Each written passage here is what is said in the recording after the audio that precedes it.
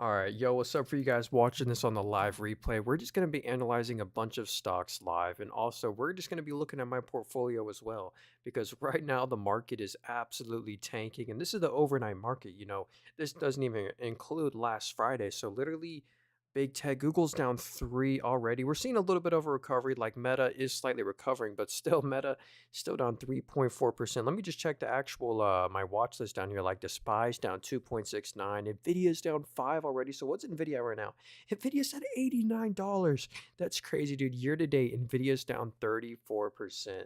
34% since January 1st. I almost don't believe it. Oh yeah, so let me go over here to the Weeble portfolio. Let's see how we're already down. Look at that. We're already down 5.56%. So yeah, just RIP my portfolio. Good luck this week. I mean, if you I'm probably gonna spend the remainder of my cash. Like I don't even have much cash on hand. I got $500 of cash, so I'm gonna be looking for some stocks to buy today. We will be dollar cost averaging a little bit more into the market, but yeah. Yes, sir, man. What's up, guys? Yeah, if you guys got any stocks you want to look at, let me know in the chat. We'll check them out. I'm reading both TikTok and YouTube right now. Yeah, sir, man. This is crazy. I haven't seen. I've never seen this in the market. I mean, I've never seen Nvidia like. Actually, let me just go to the QQQs. Like, if we just look at the Nasdaq, they are literally down 21% year to date now. What are we down year to date? Because at least it's a great buying opportunity. You can buy in at very low valuations, and we're down 17%. I mean. Still not good. Yeah, Valinor not looking good at all. Next week is going to be so volatile. Oh, yeah, someone said SoFi Technologies. You know what? I'll give you a quick analysis on SoFi. Yeah, what up, user 27? So, yeah, SoFi, this is a financial tech company. And I do own this one, by the way. I might be biased. I do own this one. But here's what I like about them, specifically their financial services revenue. I mean, this right here, the growth of this revenue is incredible. It's at a new record. It's up 85% year over year. So that's what I'm liking about SoFi. And I also like that they're making net income now because, historically they used to just burn money. They used to just lose money every quarter. Yes, there we go. So yeah, if we zoom out, look at that. They used to lose net income every quarter. Well, now they're making net income every quarter, but still, SoFi is still a risky company. They're at a, I wonder what their valuation is now. Yeah, we're up only 48%, dude. That's crazy. Yeah, we could look at this overnight market drop. As soon as the market opened, we fell 824, but now we've recovered a good half of that. So SoFi's only down 7.5%, but still pretty bad. Yo, what up, Elijah? How's it going, man? Yeah, good luck out there today. And yo, what up, Marcus? Do you think we will have a Black Monday? I don't know. I mean, we're seeing a little bit of a recovery, but I still feel like Monday's going to be a probably negative 3% day in the S&P 500. Yeah, I just I don't believe it can even go lower, but it can go lower apparently. That's what you gotta realize. I'm buying more SoFi. What are you viewing this on? Hey, all the apps I'm using are in the link tree in my bio. This one's called Robinhood. Um, yeah, green by close. That would be amazing. Yeah. So we can actually see what wait. What will you be buying tomorrow? Oh, that's a great question, Paladin. I don't even know. Like, I might even sell something to buy the dip on some stocks. Like, I don't even know. Like, I just want to buy the most high quality companies tomorrow because we're gonna have the best opportunities too. Yeah, let me go back to the. I like how on Webull and Robinhood we get the overnight market, so we can see how stocks are doing right now. And like Robinhood is down 8.5%. Everything's down in the pre-market. I mean, this is crazy. Let me go to big tech real quick, like the mega caps. Yeah, check this out. If we go to the mega caps right here, if you look under the percent it says night, that's the night market return. Like, how much you down on Robinhood? Yeah, if you guys got any stocks you want to look at or questions, let me know. So yeah, we're down 2.6%. And here's this year to date. We are down 17% year to date. Yo, Pika Trading, so good to see you, man. Thanks so much for the bear there for the donation. I appreciate that, sir. So yeah, let's check out Nike real quick. So here's Nike. Now this one, good luck. I actually completely sold out of this stock right here, and ah, the forward PE on Nike is still a little bit expensive, but they do have a nice dividend. They have a near 3% dividend yield. They do buybacks, but they lost their growth. Like if we look at their net income, it's actually down 32%.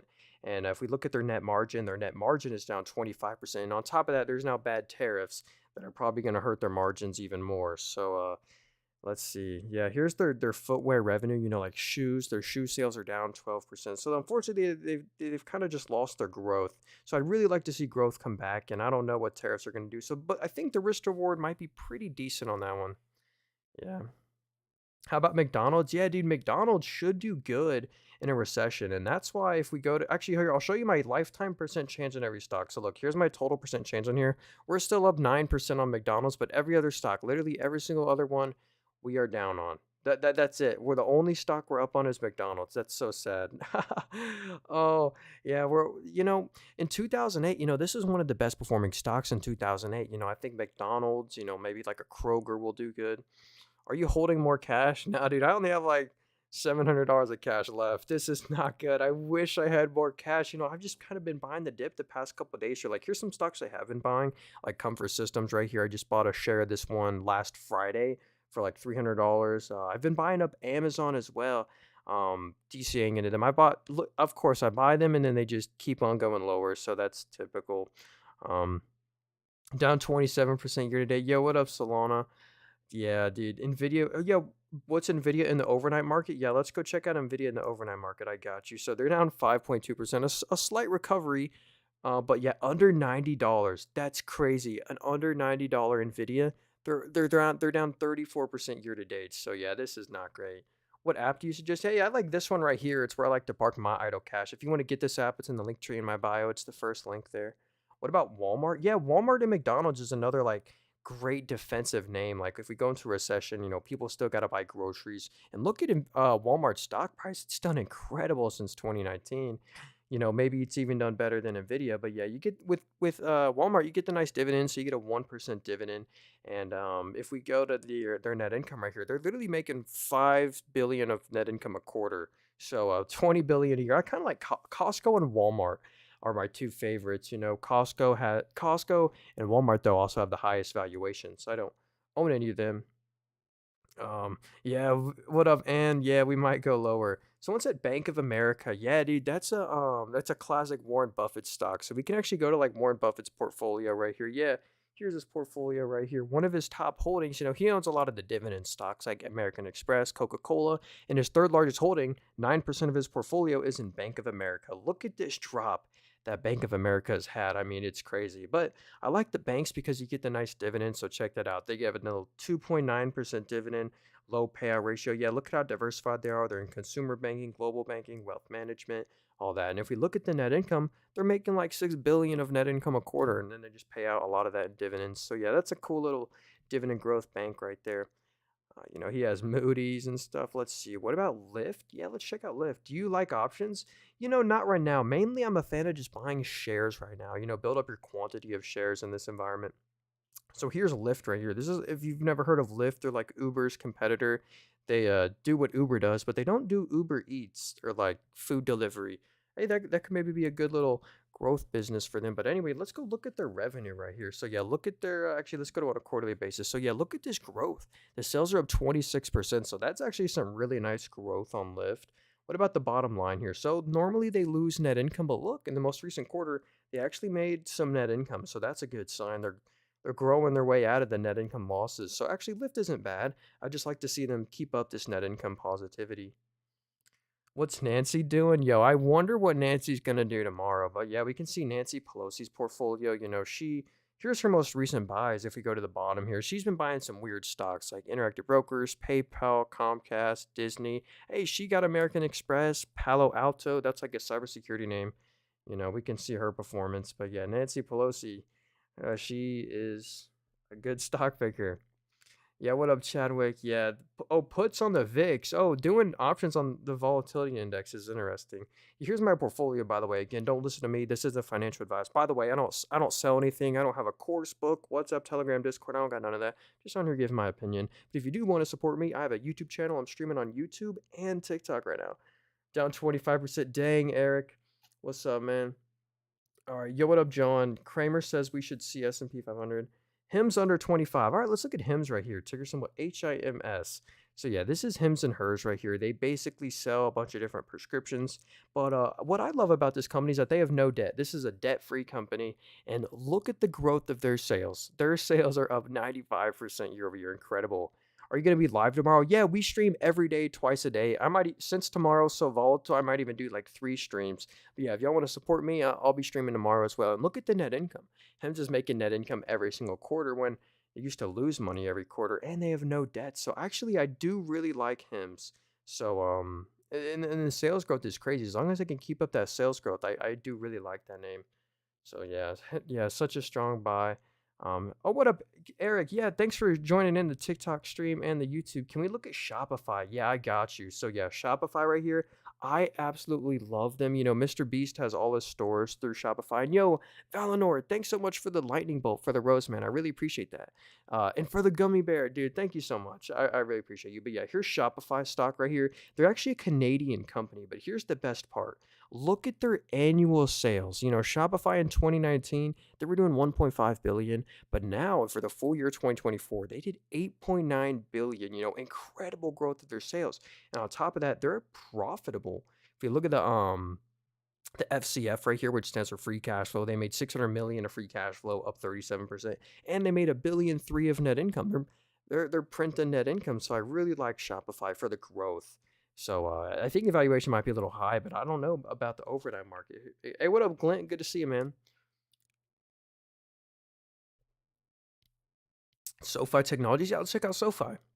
What's this app called? Yeah, hey Dave, this app right here is called Moo. If you want to download it, it's in the link tree in my bio. It's the first link there. It's my favorite app to do analysis. Like if we look at SoFi right here, let's go do some analysis on them. We can see where all the revenue comes from. They do lending, and then they have their financial services. This is what I really like. Check this out. If we look in the most recent quarter, the sales of just this segment are up at 85% year over year. So this is incredible growth of their financial service business. And on top of that, what I like about SoFi is that they're net income positive, making net income literally every quarter. A lot of people didn't take them serious. You know, they were losing shares every quarter. Is Robinhood a good place to buy shares? Yeah, I also have a Robinhood account. Check this out. Look at us year to date. We're down 17% year to date in our Robinhood account. Overnight market, we're down 2.5. Yeah, here are all the stocks that we own in here.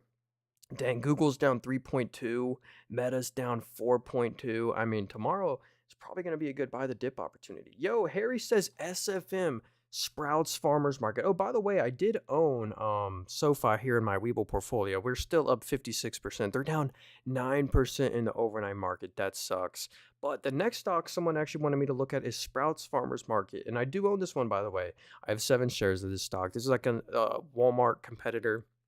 It's like a healthy grocery store. They actually have no debt at all, which is cool. And look at the net income. The net income's actually growing. It's up 60%. So I personally own Sprouts Farmers Market. So yeah, let's go back here. Thoughts on ooh, how low do you think Nvidia will go? Hopefully not under $80. I mean, that would be crazy. Nvidia under 80. I mean, I wouldn't believe it. So let's see here. GPK, what up, Matt? GPK. So graphic packaging. So I've never heard of this company, but they're a $7.5 billion company. The stock price has actually done pretty good since 2019. Let's see, what is the company's financials like?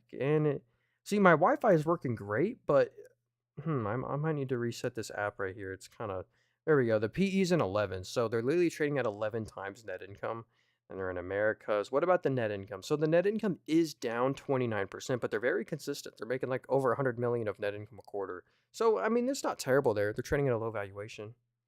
Uh, yeah, Harry, what's up, man? This app is for, if you want to download this app right here that I'm using, it's only available for the US and Canada. Yeah, sorry, man. If you want to get this app, by the way, it's in the link tree in bio. It's the first link there. It's where I like to park my idle cash. Like if you look in the middle of my screen, I keep my cash here. Gives you the nice yield. Yo, Pika, thanks again for the rose, man. I appreciate you, dude. Let's see. Oh, it's who you work for. That's really interesting. How should a beginner start in the current state? Hey, right now, if like you've never bought anything, I would, again, not financial advice, but I would buy the VOO. This is just the S&P 500. You can't go wrong just buying. It diversifies your money for you. So if you go to the ETF's top holdings, it just breaks your money up for you into Apple, Nvidia, Microsoft, Amazon, Meta, Google. So you don't have to individually, try and pick which one will do great. So anyway, I would have that as the majority of your portfolio. Then maybe play around, find some individual companies, which would be cool. CoreWeave, is that a good one to buy? Probably not. CRWV, is that the ticker symbol? CoreWeave. Let's check them out. So they literally just IPO'd. Yeah, I wouldn't buy a company that just IPO'd. Only 5% of the company is actually available to trade. So out of like the whole company's worth like 20 billion, only like literally 3 billion is available to trade or something like that. Anyway, we don't have much history behind this company because they literally just IPO'd. So I can't really look at their fundamentals, but yeah, they're all right. Oh, hold up. Yo, what? Hey, there's someone in here. Watch out for people impersonating me. By the way, I don't sell anything. I don't have a course book, WhatsApp, Discord, Telegram. Literally just on here give my opinion. All right, let's see. What platform is this? Hey, this platform is called Mumu. If you want to get it, it's in the link tree in my bio. It's the first link there. It's a free app, by the way. It's where I love all the analysis you can do. Like someone said JP Morgan. Yeah, let's go look at one of the banks right here. JP Morgan. So look at them. They were down 7.5% the most recent day. I mean, every stock was kind of like that, just absolutely tanking. But here's what I like about JP Morgan. They literally make over 10 billion of net income a quarter. So JP Morgan's making like 50 billion of net income a year. And also if you buy them, you get a 2.3% dividend yield. And the payout ratio is only at 25%. So JP Morgan, too big to fail. I do really like them. Oh yeah, we could look at Rolls. Yeah, did y'all know Rolls Royce was publicly traded? Yeah, what's up, nice? RYCEY. Oops, typed it in wrong. RYCEY. So they're not an American company, obviously.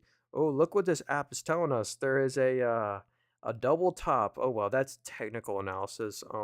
Anyway, Rolls Royce, they don't just sell cars. Oops. So yeah, Rolls Royce, I need to reset this app right here. Yeah, because it is low and slow right here. Anyway, look at how diversified that they are. They're in civil aerospace, they're in defense, they sell literal like engines for planes and stuff, which are cool. And for the full year 2024, they actually made 3.1 billion of net income. So definitely a better trend than when they were losing money back in 2020. So yeah, they're profitable. Actually, let me just reset this app real quick. Come on, Moo. If you want to load slow for me, we'll reset it. You see the futures? Yeah, check this out. Let me show you the Robinhood app because this has the overnight market. Our main taxable account is down 2.5% on the day. This is not great. Same with our our Roth IRA. Check this out. This is again, it's only 600 bucks, but yeah, look at our Roth IRA. Oh, sorry, that's my phone. Yeah, anyway. Good luck out there tomorrow. It'll be a great buy the dip opportunity. Yeah, here are all the stocks that we own in here. Here's my year-to-date performance, by the way. We're doing slightly better than the market. So yeah, we're doing terrible. We're down $4,000 year to date. Jeez. Yo, hit the like button for me. I'd appreciate that. But I've never seen this, by the way. I'm down 17% year to date. Look at the Qs though. The QQQ is actually down 20.8% year to date. So I mean, I'm doing a little bit better, but still nothing to brag about. Oh, jeez. Anyway, let's keep going here. Um, with such uncertainty in the market, have you considered selling? No. Not at these valuations. The valuations are too good. I'm actually buying right now. Like on Friday, obviously I shouldn't have bought Friday if today we're gonna tank more, but I've been buying some like comfort systems. I've been buying more of this stock. I've been loading the boat on Amazon, man. I've This is a new position for me. I started my position just the past couple of days here. So Amazon's one. I'll probably buy another share tomorrow of Amazon. Again, not financial advice, but yeah.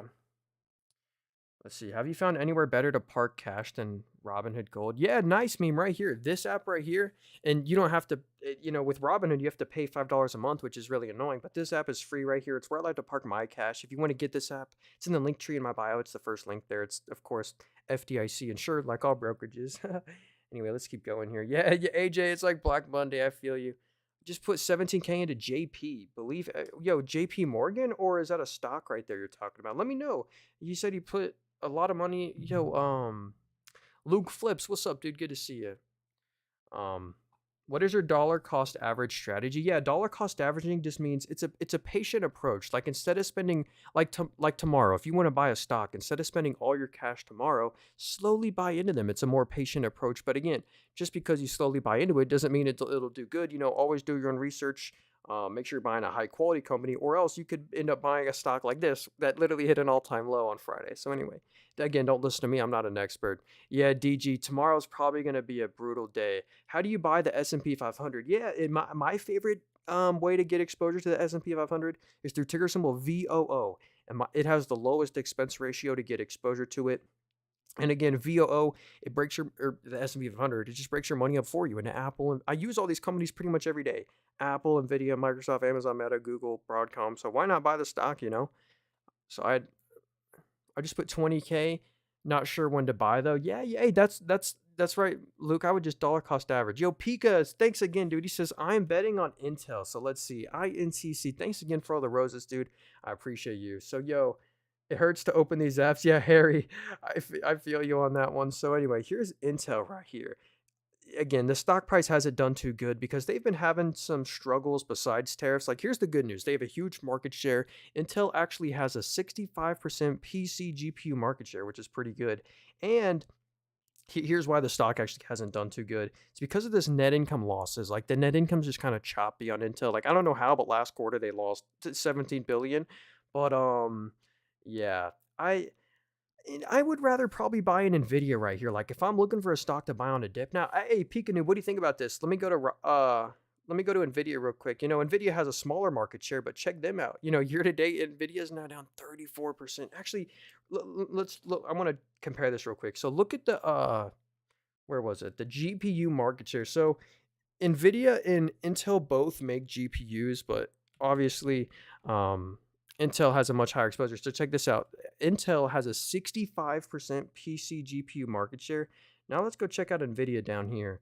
So dang, they were down 7% the most recent day. So NVIDIA actually has a 18% PC GPU market share. And this is what I like more about them. I probably trust them more. They're making a lot of net income every quarter. Remember, Intel was kind of losing money some quarters. Well, Nvidia just made a record 22 billion of net income. Insane. So that's why I personally wouldn't be selling out of Nvidia. I mean, the until the growth goes away of their net income, I mean, I probably now financial advice wouldn't be selling them.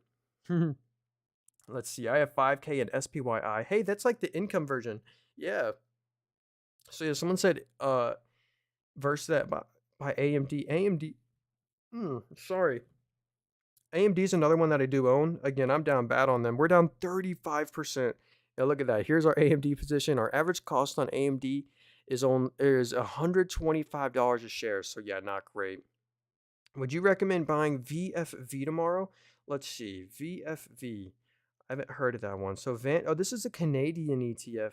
So this is a way for Canadians to get exposure to the S&P 500. So yeah, I wonder what the fees are, but yeah, that could be a good one to buy. Up or down all time? Well, it depends on the portfolio. Like, look at this right here. We're actually, if you average our three portfolios, we are for sure down all time. Check this out. In the middle there, we're down $900. That's the all time. Yeah, look at the Weeble portfolio. Again, this is why you don't listen to me. By the way, I'm not an expert. I don't sell anything. I don't have a course book, WhatsApp, Telegram, Discord. I'm just on here trying to warn people, hopefully not to buy crappy stocks. And look at this. We're literally down 25% all time. So yeah, yeah. Hit the like button for me. We're not doing too good here. Good time to buy SoFi long-term play. I agree, DG. SoFi is a good one. Is Amazon a buy? Looking to Barella. I love Amazon. I might be a little biased on them because I just bought them the past couple days here. You can obviously get them at a lower cost than me, but I'll do some analysis on them for you. Personally, look what I love about Amazon. 38% of the revenue comes from their online stores, and they have their third-party seller services. Then they have their Amazon Web Services. I mean, just their AWS business. I mean, look at the growth here. It's over $100 billion of annual revenue for Amazon. I mean, that's incredible. But the best part isn't that. The best part is the bottom line here. Amazon literally made 20 billion of net income just in the most recent quarter. So incredible net income growth. Let's see. Go to your watch list. Yeah, I have which watch list do you want to see? Like, I have a watch list here of only debt-free companies. Like, all these stocks have no debt. Oh, hey, this app right here, Mark. What's up, man? Yeah, this app right here is called Moomoo. If you want to get this app, it's in the link tree in my bio. It's the very first link there. Yeah, if you got any questions for me or stocks you want to look at, let me know. We'll check them out. VFVA, is that good or bad? I think that one's all right. I think that's the American version. Let's see. We appreciate you showing the all-time. Yeah, dude, I just like being transparent. I'm down bad.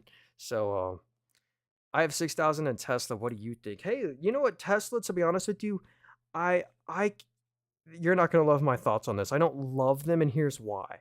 Like, we can see their total vehicles delivered. Look at this collapse. This is the bad news. It's down 32% or 13% from the previous year. We kind of know that. Like, if we go to their automotive business, this is the bad news about Tesla. They're just not growing anymore. Their automotive business is actually down 5% year over year. But there is some good news. If we go to this little small energy business, look at this. It's done great, the growth here. It's up to 10 billion of annual revenue for them. It's up 112%. So I wonder what the trend there will be, but I just can't. The valuation is still too high for me. They're trading at over 100 times net income, so But it's also Tesla. They deserve the premium if they're gonna get the robo taxi network right. So yeah, I'd rather buy like an Amazon or a Google. Google owns Waymo. I'd rather buy one of those right now just for the lower valuation. Hmm. Someone said, "Do you like TQQQ?" Well, that's actually just a leveraged. It's the triple Nasdaq ETF. So on the most recent day, this was down 18%. So whenever the Nasdaq goes up 1%, this goes up 3%. But whenever it goes down 1, it goes down 3. So that's how they were down 18% the most recent day. Yeah. Oh, what up, Arvin? He said SOUN, so SoundHound AI. So yeah, there's some good news and bad news about this company. So I'll show you the good news first, and that is their subscription revenue growth. Here's why they're not too terrible, actually. Their subscription revenue growth it's incredible. Literally a year ago, it was nothing. It was $600,000. Now in the most recent quarter, it jumped up to over 30 million. So with this incredible growth rate, what's their subscription revenue going to be next quarter? Subscription revenue is all reoccurring revenue. So that's the good news. But the bad news is that they're still kind of losing a lot of money. They just lost 250 million in the most recent quarter, but the sales are growing. So that's the good news. So it's like a mixed bag there. I overall probably, I feel like there's better opportunities probably elsewhere, but they're not too bad. Whenever I'm having a bad day, I just stop. I just stop looking at Tesla stock. Yo, what up, Rizu? Thanks for. Hey, yeah, I'm streaming on YouTube and TikTok right now. If y'all want to support me, Go watch the stream from the YouTube channel. So, hey, someone said QQQ. Go. I would never buy QQQ personally. I would buy QQQM. It's actually the exact same thing, run by the exact same people, but it actually has a lower expense ratio. So, of course, the Invesco people aren't going to market QQQM. Why? Because it would hurt their QQQ ETF. They make a lot of ETF expense ratio fees from. Let's see. Oh, what up, Doug? Rocket Lab. So yeah, Rocket Lab. This is a space company. They spend a lot of they send a lot of rockets into space. They have like contracts with NASA and the government and stuff. So if it would load here, maybe I'll go to Weeble and analyze it. All right, so here's the best part about Rocket Lab, and y'all aren't gonna believe this. Their space systems revenue is incredible. It's literally up 75%. Look at that growth. It's at a new record. And that's what I really look for in a company. So I really like them for their growth. What apps do you use? Yeah, VQ. All the apps I'm using are in the link tree in my bio. This one right here is called Mumu. It's my favorite app for the analysis and stuff. So yeah, if you want to get it, it's in the link tree in my bio. It's where I like to park my idle cash. Like if you look in the middle of my screen, I got 500 of cash ready to buy the dip tomorrow. And here's another cool feature they just added. Like you can track like Nancy Pelosi's portfolio. She's been buying some weird stuff like PayPal, Comcast. We can see like Kathy Woods, Nvidia's portfolio. Yo, Nvidia owns some individual companies, and yeah, look at this right here. Look at this absolute like pump and dump. Nvidia took a stake into WeRide. Stock rallies up to $40, and now they're back down to 11. So yikes. Yo, Joseph, good to see you, man. What do you think of the market crash? Yo, I mean, honestly, this is a great buy the dip opportunity for us long term investors. I mean, we prefer to buy into stocks at the lowest price possible. So, but this is all happening so quickly. Like I've never seen this quick of like a fall. Like I thought we would be down 20%, but like over a slower time frame. But this is just since January 1st. Literally year to date since Jan 1, we are down 20% on the QQQ. So yeah, the crash is already here since January 1st. Wow. The stock crash of 2025 is here. So, and yeah, here's all the stocks that we own in here. Yeah, look at here's our total percent change on every stock. So literally we are only up on McDonald's right now. Isn't that kind of that's unfortunate. We're only up on McDonald's. My Home Depot. Oh yeah, what up, Danny? Let's look at Home Depot stocks. So yeah, I'll give you some analysis on them. Let's head back over here. So ticker symbol HD. So yeah, Home Depot, they're like a store you can go to. So yeah, the PE ratio is a 23. Pretty fair valuation for Home Depot. I like them for the dividend as well. You get a 2.5% dividend yield. They grow their dividend. You get $9 a year from Home Depot in dividends, which is pretty cool. And they're just super consistent with their, net income. Look at that. They're just making 3 to 5 billion of net income, every single quarter. So yeah, let me get my water right here. GameStop is the only hedge against the crash. Yo, Ryan, hey, try not to spam, bro. My goodness. All right, let's see here. What do you think about UVXY for the short term? Let's check it out. UVXY. XY. Yeah, good to see you, Joseph. So this is, oh yeah, this is how you can get exposure to the VIX, basically volatility. So this ETF, they were up 28%. This is literally just the volatility ETF right here. So yeah, whenever there's volatility, this goes up or whatever. All right, let's. Oh yeah, oh, GameStop. GameStop. They have a lot. They're buying Bitcoin now. Oh hey, Dilly. Hey, this app. If you want to get this app, is in the link tree in my bio. It's the first link there. Yo, I love all the analysis you can do. Like, let's go analyze Palantir on this app right here. So again, if you want to download it, it's called Mumu. Link tree in bio. First link. But anyway, here's Palantir. It's a free app. Look at Palantir. Most of the revenue now comes from the government, which is crazy. Every police station pretty much uses Palantir software. So, but look at the revenue growth here. It's literally up 41% to a new record. So, incredible sales growth for their government revenue and their commercial revenue. Commercial revenue is up 31%. So, incredible growth on Palantir. And they have no debt. Palantir is literally a debt free company. So, yeah. Joseph, are we still are yeah, if you guys want to hit the follow button, we go live every day, twice a day. Yeah, Joseph, TikTok keeps messing with my account. So if I stream every day, twice a day on YouTube. So I have multiple different TikTok accounts just in case this one get banned. This account I'm on right now on TikTok has been banned 3 times permanently. So I'm not sure if it's going to get banned again. So if y'all want to help me out, subscribe to my YouTube channel. It's in the link tree in my bio. It's just called Nathan Robert if you want to type it in. I'm streaming on there as well. It'd mean the world if you just watch the stream from there.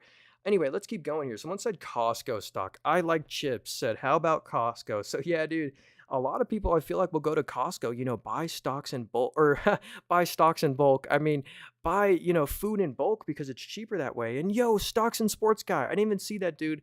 Thanks so much for the roses, stocks and sports guy. I really appreciate you. And K-Do, good to see you, man.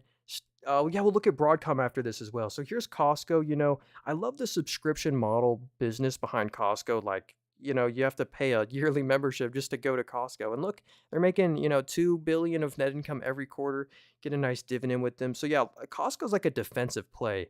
So they're like the most quality grocery store out there.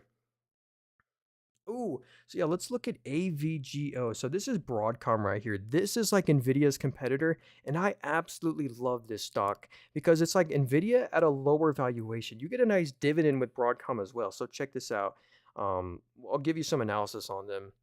And thanks again, dude, for the roses. I appreciate you. And yo, McLovin, thanks so much, dude. Love the videos. I appreciate you. Angel, I just started to follow you. Appreciate your yeah. Hey, thanks so much, Angel. I really appreciate you. So here is Broadcom. A lot of people know them for their semiconductor solutions, but a lot of people don't know about their infrastructure software. And look at the growth here. Literally a year ago, it was 1.9 billion. Now it's 6.7 billion. It's up 50% year over year. So they're growing incredibly, and so are the bottom line. Like look at the FCF, which is free cash flow. They made 6 billion of free cash flow in the most recent quarter.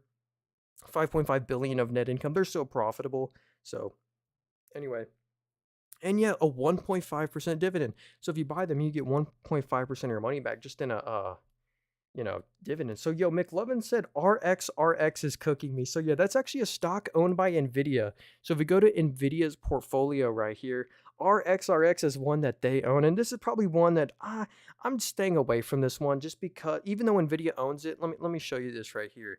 This is what scares me right here. So they're losing a lot of money. The trend isn't getting too better. So they lost 178 million in the most recent quarter. And look, the sales were only really what the sales were only 4.5 million. I don't know why they just fell so much, but I need to do some more research on this one. Their assets just grew like crazy though. So they're growing their assets in cash probably. So yo, I can't look at FXAIX. That's an index fund. I can only look at exchange traded funds or ETFs. So yeah, sorry user 38. I can't look at that, but I'm pretty sure that's just the S&P 500, right? Yo, tell him when is the effing dip end? I feel you on that one. So here's BYD. This is actually like Tesla's competitor. So and they're doing great by the way. And, if we did not tariff Chinese cars, they would be everywhere because they're cheap and they're pretty good. So yeah, they're actually making more net income than Tesla does, which is kind of crazy. For the full year 2024, yeah, they made 5.7 billion of net income in USD. I think that was more than Tesla. So, and even BYD is owned by Warren Buffett and his team. So Warren Buffett even owns some BYD stock. Yeah, Star G, thanks so much for the 7 roses. Yo, thanks so much. Yeah, China sponsored BYD. Would you buy more Nvidia? Yeah, what's up? I appreciate you. Let's go check out Nvidia stock right here. So yeah, I personally would, not financial advice. I do like Nvidia right here. Their automotive revenue is growing. They partner with WeRide. Oh, there we go. Sorry. And they have a GPU market share. You get some exposure to GPUs. NVIDIA has an 18% GPU market share. But also, the cool part is just the bottom line growth here. They made 22 billion of net income just in the most recent quarter. So incredible. Um, Yo, Slick said Coca-Cola stock. So that's a great defense play right now. This is another, Warren Buffett approved message right here. Because, Warren Buffett owns so much Coca-Cola. Literally 11% of Warren Buffett's portfolio is in Coca-Cola. And this one is a great dividend play. Check this out. If we look at their dividend, you get 2.77% of your money back in the dividend every year from them. And on top of that, the valuation's fair, 28 PE. If you look at the net income, they just make 2 to 3 billion of net income every quarter, and then they pay out a lot of that in dividends and stock buybacks. So yeah, that's Coca-Cola. You can't go wrong holding them. Should I sell Perry or should I sell Perry finally to invest in the dip? Yo, Jay, that's a stock I own as well. That's my biggest loss right here. Check this out. We own Perry as well. I'm down over $1,000 on the stock. But yeah, that's what you could do if you're like, you could sell a stock that you don't really believe in too much to buy the dip on a more quality company. Um, might not be too bad. Yo, Legend said Shopify stock. Yeah, good to see you, Legend. Um, Shopify, they're a Canadian company. I really love the growth here. Yo, Officer Steve, good to see you, man. I put all my money into NFTs a few years ago. That, yeah, dude, look who's laughing now. But look at Shopify right here. Here's the best part. Literally in 2019, it was 1.5 billion of sales. Look at the growth here. This is the best part. It's at a new record up to 8.9 billion of revenue. Crazy, and they're profitable now. They're making net income pretty much every quarter. They had a little one-time adjustment there, but the free cash flow is incredible, up 37% to 600 million. So, yeah, your Officer Steve is big brain. What up? Yeah, McLovin. Yeah, hey, I appreciate y'all being on the YouTube stream. Yeah, guys, I'm streaming on TikTok and YouTube right now. I'm trying to build up my YouTube following because TikTok has literally permanently banned this account 3 times to where like I can't even log in. So I'm scared it's just gonna get permanently banned and it's not gonna get appealed. You're guilty until proven innocent, which is unfortunate. But yo, let's look at some more. Someone said Etsy. Yeah, this is like the most consumer discretionary stock of all time. It's kind of like an Amazon, but this is Etsy right here. And dang, they are literally, this stock price is so sad. They're at their IPO pricing of $44. But let's look at the fundamentals here. So they're trading at 19 times PE, pretty fair, 19 times net income. And look at that. Actually, they're not losing money. They're making net income every quarter. Was that a one time adjustment? It was not. So they're really making net income. Oh, but they have more liabilities than they have assets. So that's what you got to be a little careful of. But they're not losing money, which is the good sign. But looks like they're losing their growth. All right, let's see. Yo, Spencer said, "Would you take a look at SCRV?" So this is Serve Robotics right here. So let's see. Yeah, Serve Robotics. Their stock is not done too good. That is unfortunate. Let's see here. What about net income? So yeah, look at that.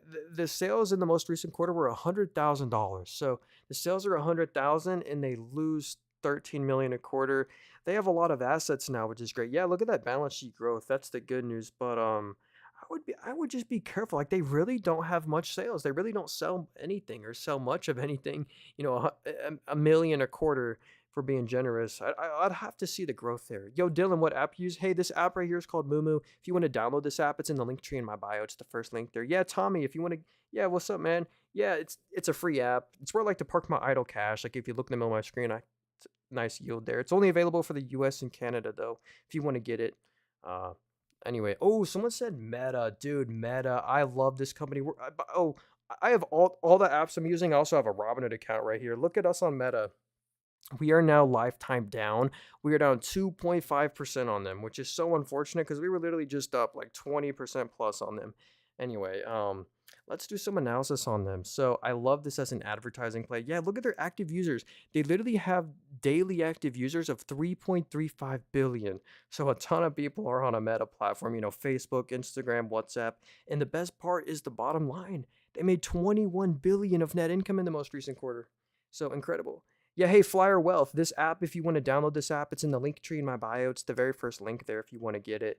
It's my personal favorite app. This one I'm on right here. You can also see, like, if you go to the insights up here, you can see, like, Nancy Pelosi's portfolio. Like, someone's been saying MicroStrategy. Yeah, MicroStrategy is really a Bitcoin stock. They're like a leveraged Bitcoin play. They own a stupid amount of Bitcoin on their balance sheet. Yeah, we can see, like, the quantum stocks. Google. Yeah, someone's been saying Google. Yeah, Robble. Are you buying Google apps tomorrow? I'm almost for sure going to be buying another share of Google. Um, Incredible company, right? Again, not financial advice. Don't listen to me, but look at the valuation on Google. They're now trading at 18 times net income. That's really fair. You cut out what app is this? Hey, OM, sorry. This app is in the link tree in my bio. It's the very first link there if you want to get it. Anyway, the net income, this is the best part. It's up 28%. It's up to $26 billion of net income. Crazy. Over 100 billion of net income a year. They own YouTube, they own Android, they have their Google Cloud business. Like look at just their Google Cloud revenue. It's up 31% year over year. So incredible growth of their Google Cloud business. So anyway, I'm not selling out of Google. That would be foolish to sell Google right now. I personally think so. I highly recommend Ricky. Oh, dude, that guy. Yeah, let's see. Uh, FTAI or Dutch Bros. Let's look at FTAI. What's this one? Oh, FTAI Aviation. So this is an aviation company.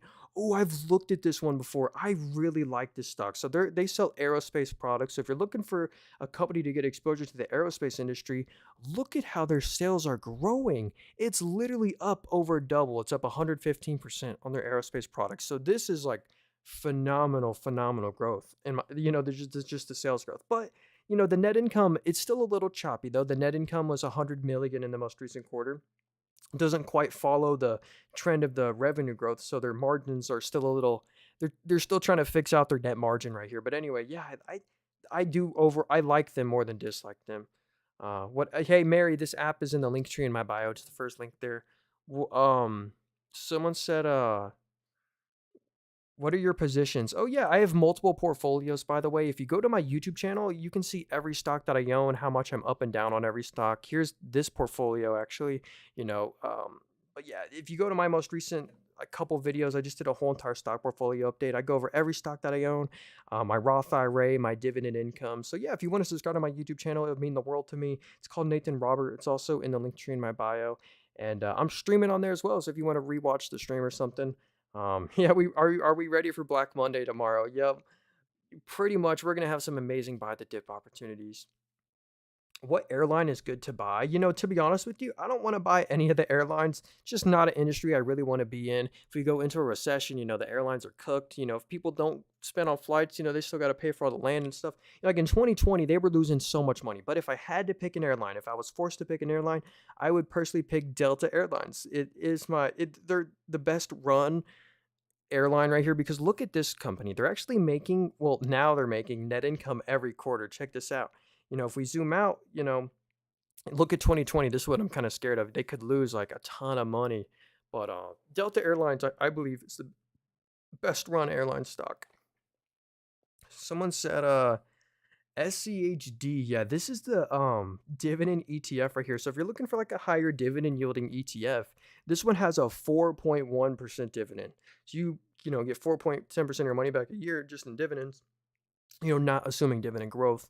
And look at all their top holdings. You get Verizon, Coca-Cola, Chevron, Pepsi. A lot of like Warren Buffett type stocks. Altria, AbbVie.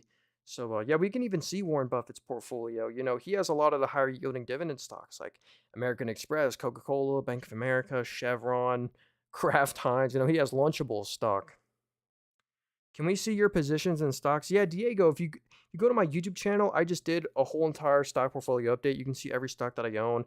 But yeah, here's all the stocks in here. I have multiple portfolios, by the way. Like here are all the stocks in my Robinhood account. Yeah, here's us in the overnight market. We are down 1.89%. Well, we are down bad. Yeah, here's the actual my watch list here. Like SPY's down 2.5. Nvidia's down 5.4. Look at Nvidia. They're at $89. You're down 34% year to date. That's crazy. Yo, Hectic, what's up? Do you invest in crypto? I actually don't really own any crypto. I mainly just buy and hold dividend stocks. Like every stock in here actually pays a dividend. When is a good time to buy shares? So during opening, yeah, I would wait to buy shares until the stock market opens. But you can, like, if you literally wanted to, you could buy a share of Google right now, and I wouldn't call you crazy. That's what's so cool about Robinhood in the overnight market. I could buy and sell my shares of Google even right now on Sunday at, at 10 p.m. So yeah, man, why did they go down? I'm asking the same thing. Can we just blame tariffs now? I don't know. We might go into recession. The Feds are in a tough spot. How are they going to cut rates if inflation's going to go up? So it's like a whole dilemma right now for the stock market. But anyway, someone said Dutch Bros, and Dutch Bros is like a Starbucks competitor. And look at their company-operated shops or company-operated stores. The growth there is actually really nice. It's up 39% to a new record. So that's actually there we go. So yeah, the company operated shops is actually doing really good. It's up 39% year over year. And if we look at the bottom line, the net income, they're now making net income every quarter. So, they used to lose money every quarter. Now they've really turned things around. And what about the free cash flow? Yeah, look at that. They used to lose free cash flow. Now they're making free cash flow in the two most recent quarters. So I want to see that trend continue. But yeah, yeah, how do I do this? I'm not sure what you mean. If you want to download any of these apps I'm using, like this app right here is in the link tree in my bio. If you want to get started, it's the first link there. It's where I like to buy stocks, and I keep my idle cash in here because you get the nice yield. It's a free app. It's only available in US and Canada though. DTE Energy, lasting a recession. Let's see. So DTE Energy. So this is probably a utility. They're trading at 19 times net income, so they're actually trading at a very fair valuation.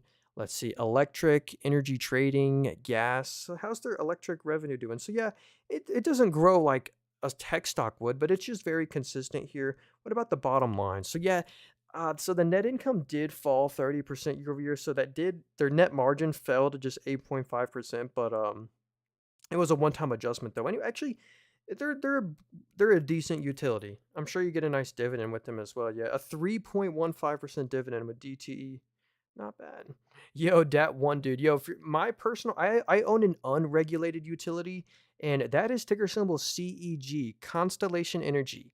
And this is a nuclear energy stock. They actually own 50% of all the US nuclear energy reactors. And I'm down bad on them.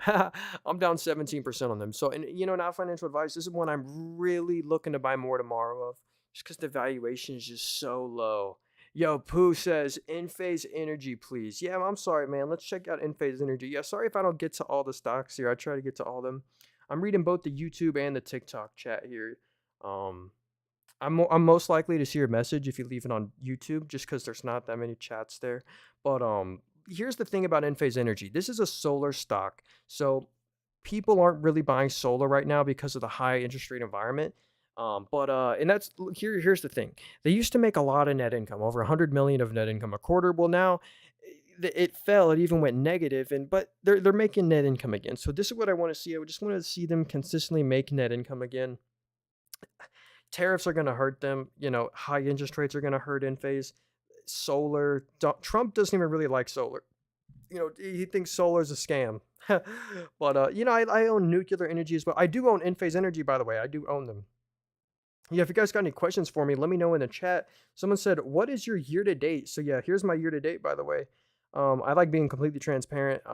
Again, I don't sell anything. By the way, I don't have a course, WhatsApp, Telegram, Discord. I don't sell anything. I don't got any of that. I'm just on here to give my opinion. But here's our year to date. We're down 16.75% year to date. So yeah, wish me luck. Yo, hit the like button for me. I'd appreciate that. What do you think about BYD? They're a Tesla competitor. Yeah, dude, BYD is also owned by Warren Buffett, so I do like them. They actually make more net income than Tesla. If we did not have tariffs on China, their cars would be all over the US because they're cheap and they're pretty good. So yeah, I actually do really like BYD. They are a Tesla competitor, kind of run by the Chinese government as well. I'm down 20% on Nike. Yeah, dude, Nike is like, dude, yo, oh my goodness. All right, so let's see. Jonathan said, "What should I invest in right now?" You're not financial advice. If you're looking for something kind of more risky, again, not financial advice, but not personalized advice, I would consider a QQQM. It literally breaks your money up. It's just an ETF. It breaks your money up for you into Apple, Microsoft, Nvidia. It's kind of like a tech ETF, tech heavy. It's the Nasdaq 100. You've probably heard of the Nasdaq 100 before. So yeah, QQQM, lowest expense ratio way to get exposure. Um, Are you investing in stocks or any Bitcoin? I mainly just buy and hold shares of stocks, like kind of dividend paying companies. It's real cool you're doing this just so we can see what's real. Yeah, I appreciate you, Hypno. Yes, sir. Someone said, or Lisbeth, what broker would you recommend for a beginner? I like either Robinhood or Mumu. Both the apps are in the link tree in my bio if you want to download it. Robinhood, this app right here is called Robinhood. It's the second link in bio. Just a very simple platform, but I have my Roth IRA with Robinhood as well. Our Roth IRA is down 17%. M- this app right here, I like this one for all the analysis you can do. Like someone just said, TSM stock. So let's go do some analysis on this app on TSM. This app right here is called Mumu. It's the first link in bio, and I really like Taiwan Semiconductor. Check this out. The valuation is dog cheap now. They're literally trading at 21 times net income, which is very fair. You know, they make those 5 nanometer wafer chips, and check out their market share. They literally have a 67% market share. The market share keeps growing actually, and look at the net income. They made 11 billion of net income in the most recent quarter, 10 billion the quarter before. So just incredible net income here, and you get the nice dividend, a 1.5% yield. So I really like TSM and Broadcom right now. Those are two. Um, so yeah. Nathan, you said you have no crypto. Yeah, actually, this crypto right here, this $2 of Dogecoin I got, this Robinhood. Oh, I can sell it now. We're finally okay. Thank goodness. Okay, Robinhood gave everyone for on the platform some free Dogecoin, and you're not allowed to sell it for a month. I guess it's finally been 1 month, and we were able to sell the RIP the Dogecoin. We have no more of that. Let's keep going here. QQQM better than QQQ? Absolutely. Yes, sir. So someone actually said A&F stock. So this is Abercrombie and Fitch. This is, has anyone heard of that like apparel company? They're kind of like Nike's competitor. So this is Abercrombie and Fitch. Let's see their fundamentals here. So the PE is a 6. Yeah, this is these companies that just sell commodities like apparel, they trade at low valuations, literally 6 times net income. But look, the fundamentals are still. Oh, sorry, that's my phone. Yeah, our phone's getting low here. We got to hustle. Yeah, anyway, they made 189 million of net income in the most recent quarter, up 18% year over year. So I do like how they're growing their profits. So I think this one's just falling because the whole industry is like, if you look at a Nike, for example, Nike's just fallen off a cliff. I actually recently sold out at Nike. I feel bad. Like I wish I sold Nike and then they just keep going up after. But yeah, I sold all my Nike up here at $80. I guess that turned out to be a good thing to do. I might even look to buy back into those, but again, you're probably not going to outperform the market owning like an Abercrombie and Fitch or a Nike or like an American Eagle. Not the Doge. Yeah, I feel you. What up? Aqua said MLGO. Is that microalgae or microalgo? See, I would just avoid this one personally. There's no fundamentals here. Like this is a pure momentum stock. You're they're only worth $185 million, and they don't sell anything right now. These numbers are from 2023, so they don't have any data for us to look at since then. So I would just completely avoid this one. They're a small cap. That's a swing trade or something. So yeah, I don't know. Okay, here we go. So the next stock we're going to look at is Palantir. What up? Money Man said Palantir stock. So actually, Palantir is a debt-free company. Yeah, we'll look at quantum stocks after this too. But yeah, Palantir is actually a debt-free company. They're like a software AI stock, and a lot of their revenue comes from the government. A lot of police stations actually use Palantir. And check this out: the revenue from the government's actually up 41% year over year. So they're seeing some incredible growth of their government revenue business. Which, oh, thank you, TikTok. Okay. And that's their government revenue. Look at their commercial revenue. The commercial revenue is actually up 31% year over year. So they're seeing some nice little growth there. And they have no debt whatsoever. Palantir is literally a debt-free company. Look at this monster balance sheet. Their assets are growing. Their liabilities are staying the same. They have 5.23 billion of cash. Their cash just keeps on growing. So yeah, will there be even more of a dip tomorrow? Sadly, the answer is going to be yes, really bad. So here's the overnight market. This is right now. Since Friday. Literally, Nvidia is down 5.3%. The overnight market is not doing too good. So yeah, is it safe to buy CAD hedge stocks? I'm not sure actually because I don't really own any of those. But I would do your own research for that one. I can't. I apologize there. But anyway, someone said the quantum computing stocks. Let's check this out right here. So we can look at the watch list. My personal favorite quantum stock is Google and IBM, and maybe even Microsoft because Microsoft makes some chips. But I would avoid probably like the RGTI, the QBTS.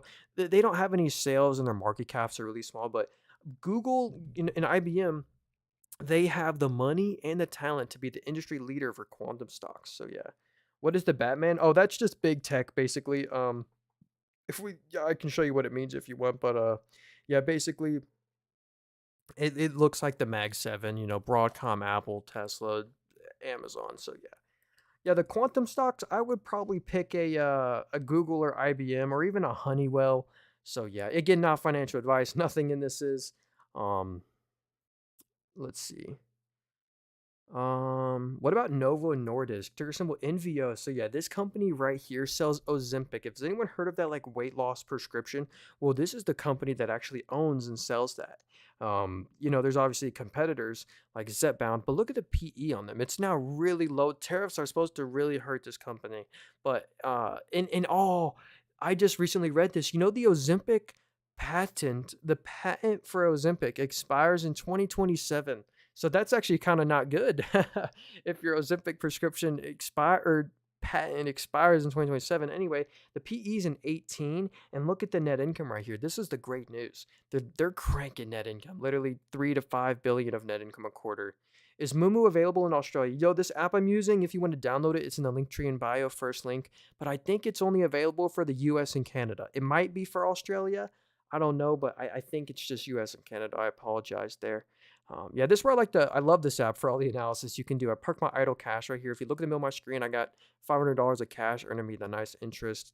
So I'm ready to buy the dip tomorrow.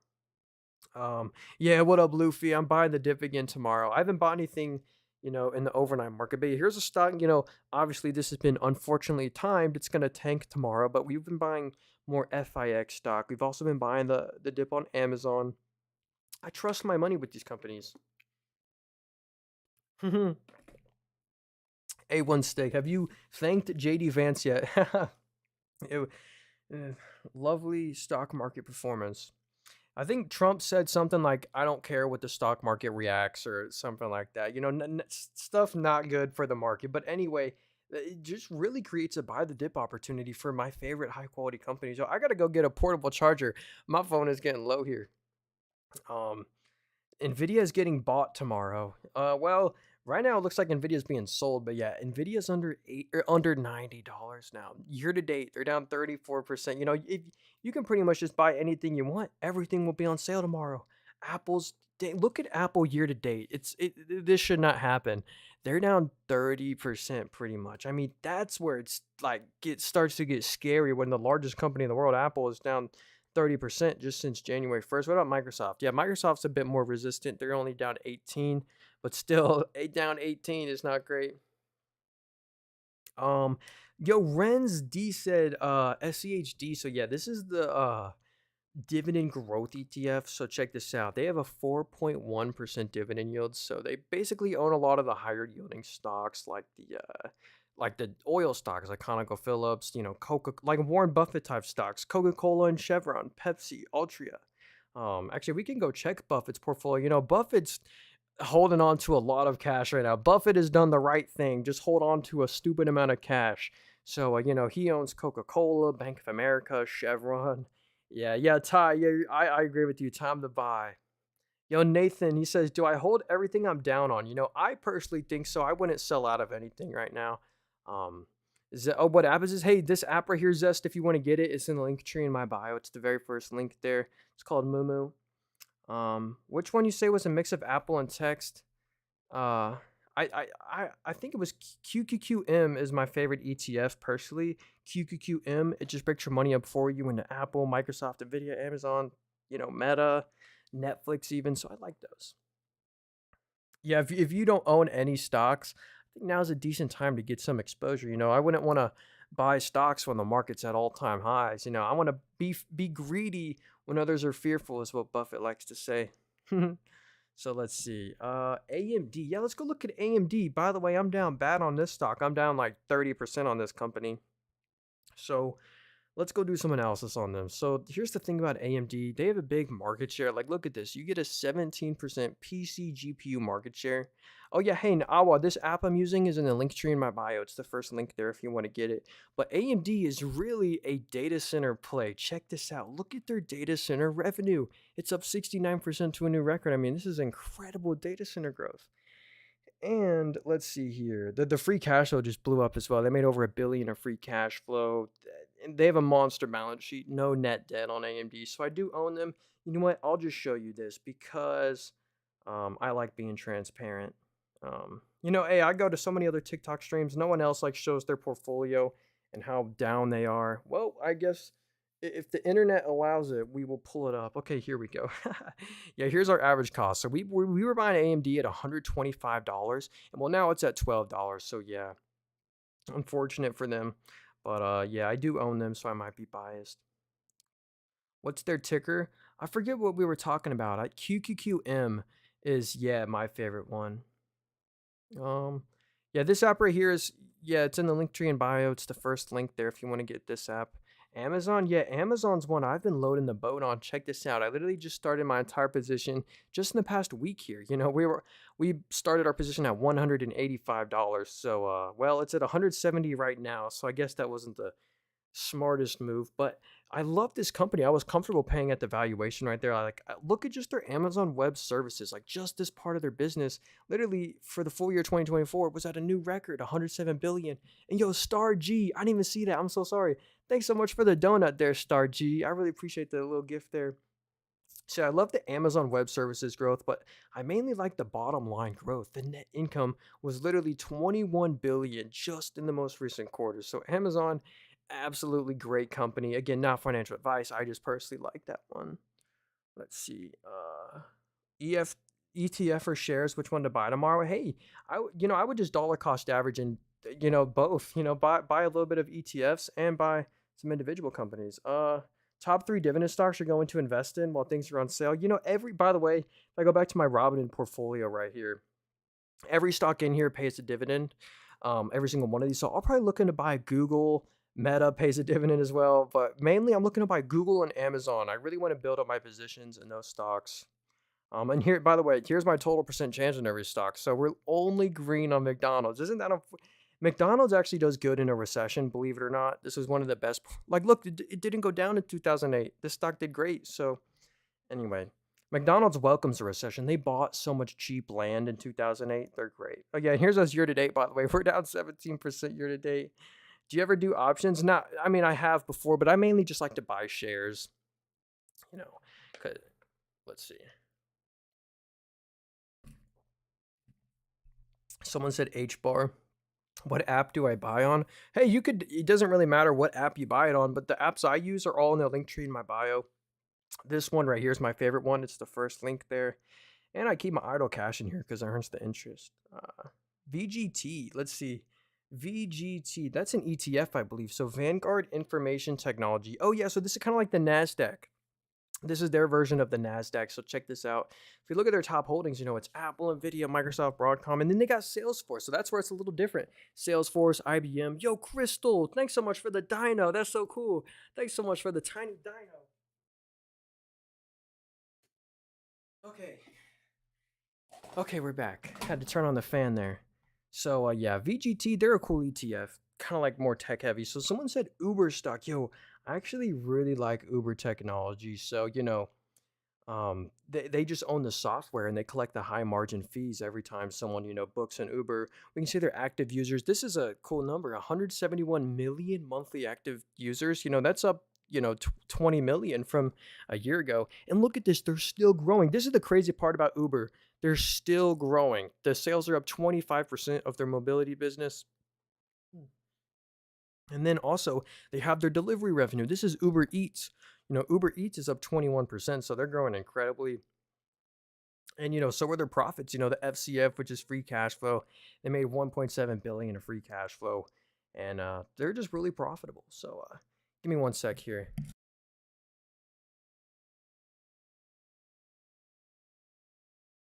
Yeah, in a minute.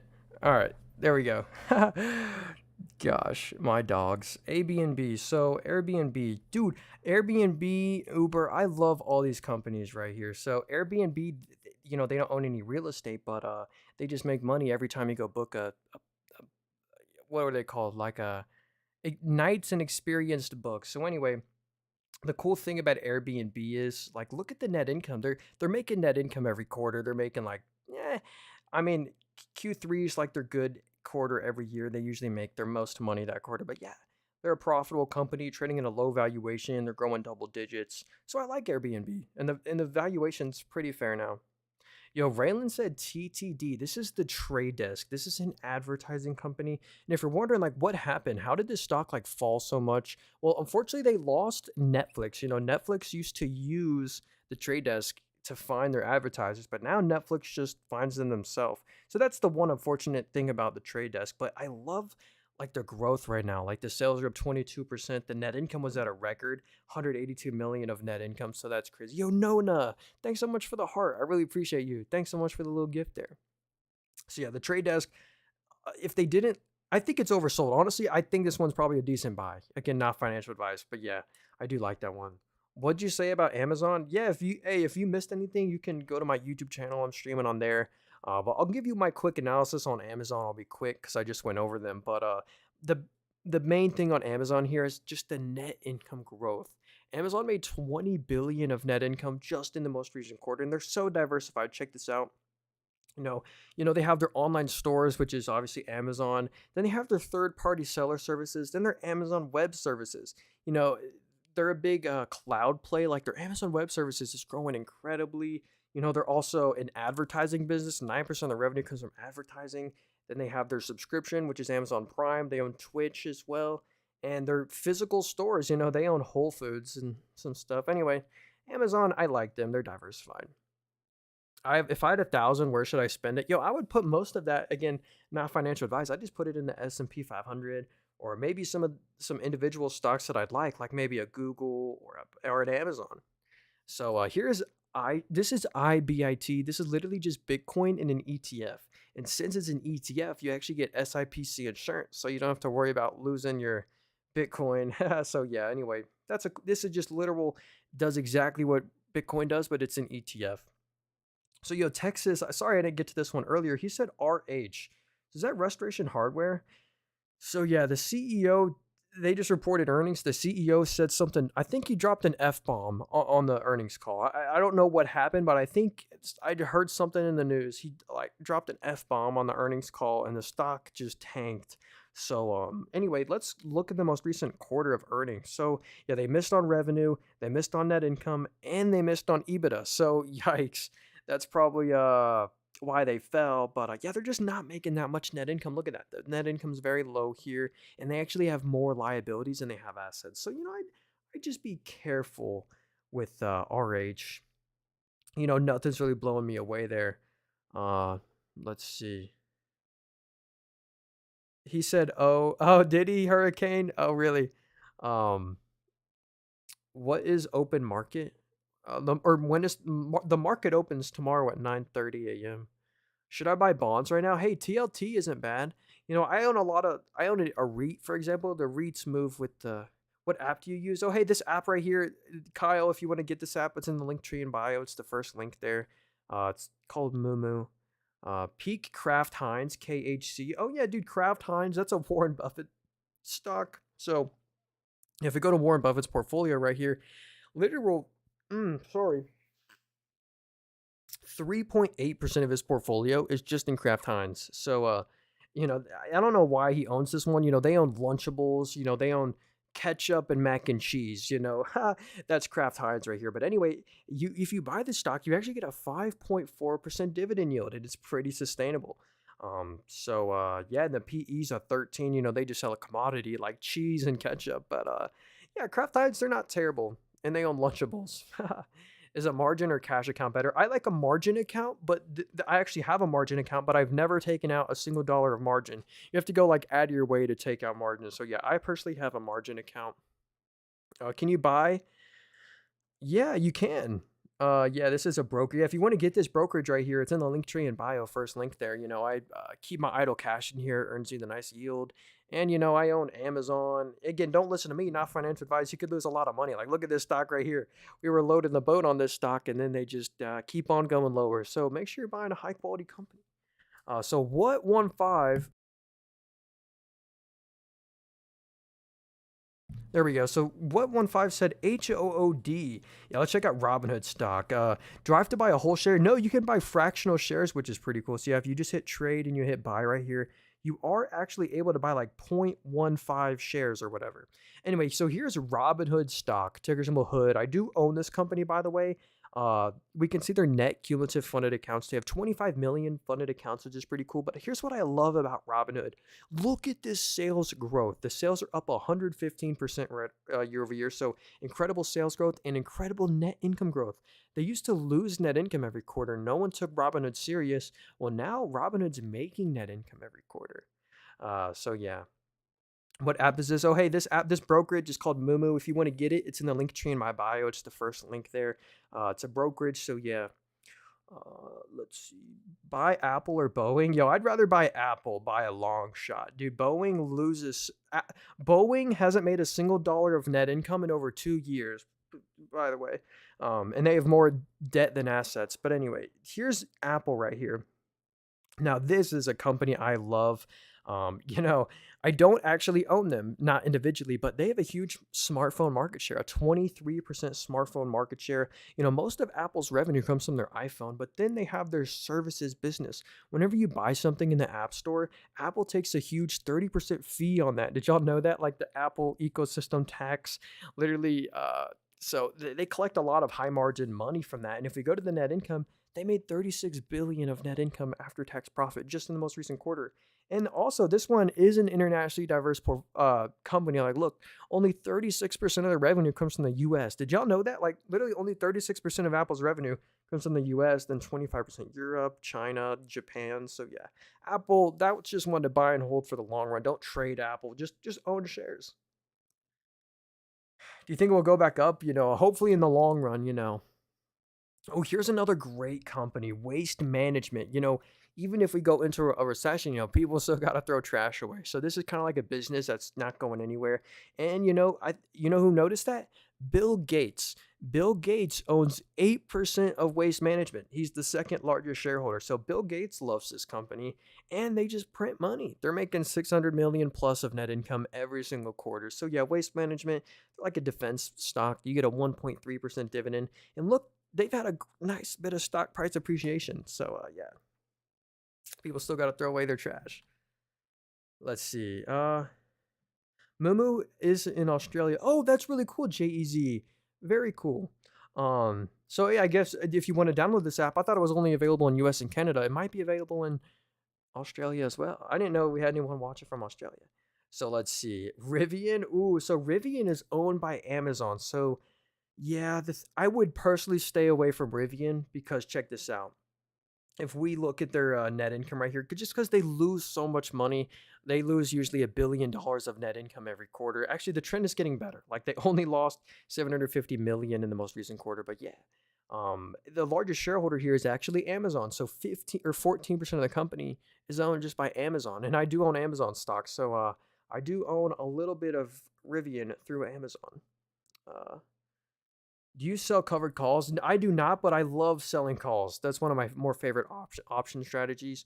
What's the app? Oh, hey, this brokerage right here is called Mumu. If you want to get this brokerage, it's in the link tree in bio. It's the first link there. Yeah, Rivian, you're right.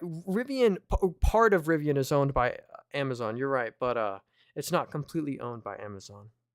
Brian said QQQ again. I like saying this. Never buy QQQ. Buy QQQM. It's the exact same ETF, but with a lower expense ratio. And hopefully I'll save some people some expense ratio fees on this tip right here. But yeah, the QQQM, it's the exact same thing as the QQQ, but with the lower expense ratio. And same top holdings, same everything. So yeah. Thoughts on CEG after the dip? Yeah, so we have multiple portfolios, by the way. We also have our main taxable account over here. Look at us. I just like being completely transparent, by the way. Look at us. We're down 2.5% today, and year to date, We are down 17%. So, yeah, anyway, CEG is one that I do own. This is a nuclear energy stock. So, 50% of all the US nuclear energy reactors are owned by CEG. So, I'm down 20% on them. Yeah, I think now's not financial advice. Like, really prime time to get exposure to utilities through CEG. That's like nuclear energy. But I mean, hey, if what's true, like if the DeepSeek AI thing is true, where there's not going to be that much demand for NVIDIA GPUs. We won't be using that much power, I guess. I'm shorting QQQ. Oh, hey, good luck, Brian. Hey, shorting QQQ has been the move. If you open that short on Friday, you're probably about to print money by the time the market opens tomorrow. But it's tough for me. Like, if I was going to, I could not short right now. After today's dip, I couldn't short right now, probably. But it'll probably keep on going lower. I don't know, but I would rather be an active buyer. Like, valuations are so cheap on companies. Like, Google's literally trading at 18 times net income. Like, that's so cheap for Google, and they're down 25% year to date. Yo, what up, BK? You're down 26%. Yo, good luck, my friend. Yeah, I'm down 17% year to date, and that's just one of our portfolios. In this account, we're down $900 all time in here. How do you dollar cost average? Yeah, dollar cost averaging just means you slowly buy into the stock. It's a more disciplined approach. Like, look at this stock right here. I dollar cost average into it, but again, just because you dollar cost average into a stock doesn't mean it'll do good. You got to make sure you're buying a high quality company, maybe something like a Google or an Amazon. But yeah, like this stock right here, it's at a, I'm, it's one of my bigger losers. We're down over $1,000 on that stock. So, I'm bearish through September. Yeah, we might have a bearish summer. Who knows? AQN, yo, what up, HD? Said AQN stock. Let's see, AQN. So this is another utility stock. So this is a Canadian company. Yikes, this one has not done good since 2019. So yeah, they're only a $3 billion company. Stock hasn't done too good. They're a regulated utility, and look at that. The numbers are just a little too inconsistent for me. That's probably why the stock price has done so bad. The net income is just really choppy. So I'd rather, in my opinion, just own a different utility. You know, yo, what up, Sam? Maintain a cool head. Don't let your emotions take control. Invest in the long term. Yeah, that's some great advice, Sam. Yeah, do the Warren Buffett approach. Be greedy when others are fearful. Why buy when everything on the market has no confidence? Well, that's exactly why you buy. Since the market has no confidence, valuations are really low. Would you rather buy the market at all-time highs? I'm a personal believer that the market will hit a new all-time high one day. I don't know if it'll be in a year or 3 years, but I'm just a believer of that personally. So, yeah. Someone said Main Street Capital. So, oh yeah, there's our uh freaking AMD position we're down bad on. But Main Street Capital, this is actually a dividend stock. So if you're looking for a monthly paying dividend company, this one pays you a monthly dividend, 25 cents every month, and they actually have to pay out most of their dividend, or I'm wording this weird. They have to pay out most of their income in the form of dividends by law. So they're literally required by law to pay out most of their income to avoid taxes. So this 5.9% dividend yield that they have is completely sustainable. But they also pay a non-qualified dividend because of that. So do you only look at US stocks? Yeah, pretty much, just for me. Me personally, I wouldn't want to own any foreign stocks just for tax simplicity. So someone said AT&T. Yeah, look at this. So AT&T, I didn't realize this, but their stock's done great. They're pretty close to an all-time high. And on top of that, you get a nice dividend. So you get a 4.2% dividend with AT&T. So you get 1% of your money back a quarter. And you've had some decent stock price appreciation. So yeah. Uh, I mean, you're probably not going to outperform the market owning an AT&T though. They're kind of just like NUE, great example of a rational market. What's NUE? Oh, is that Nucor?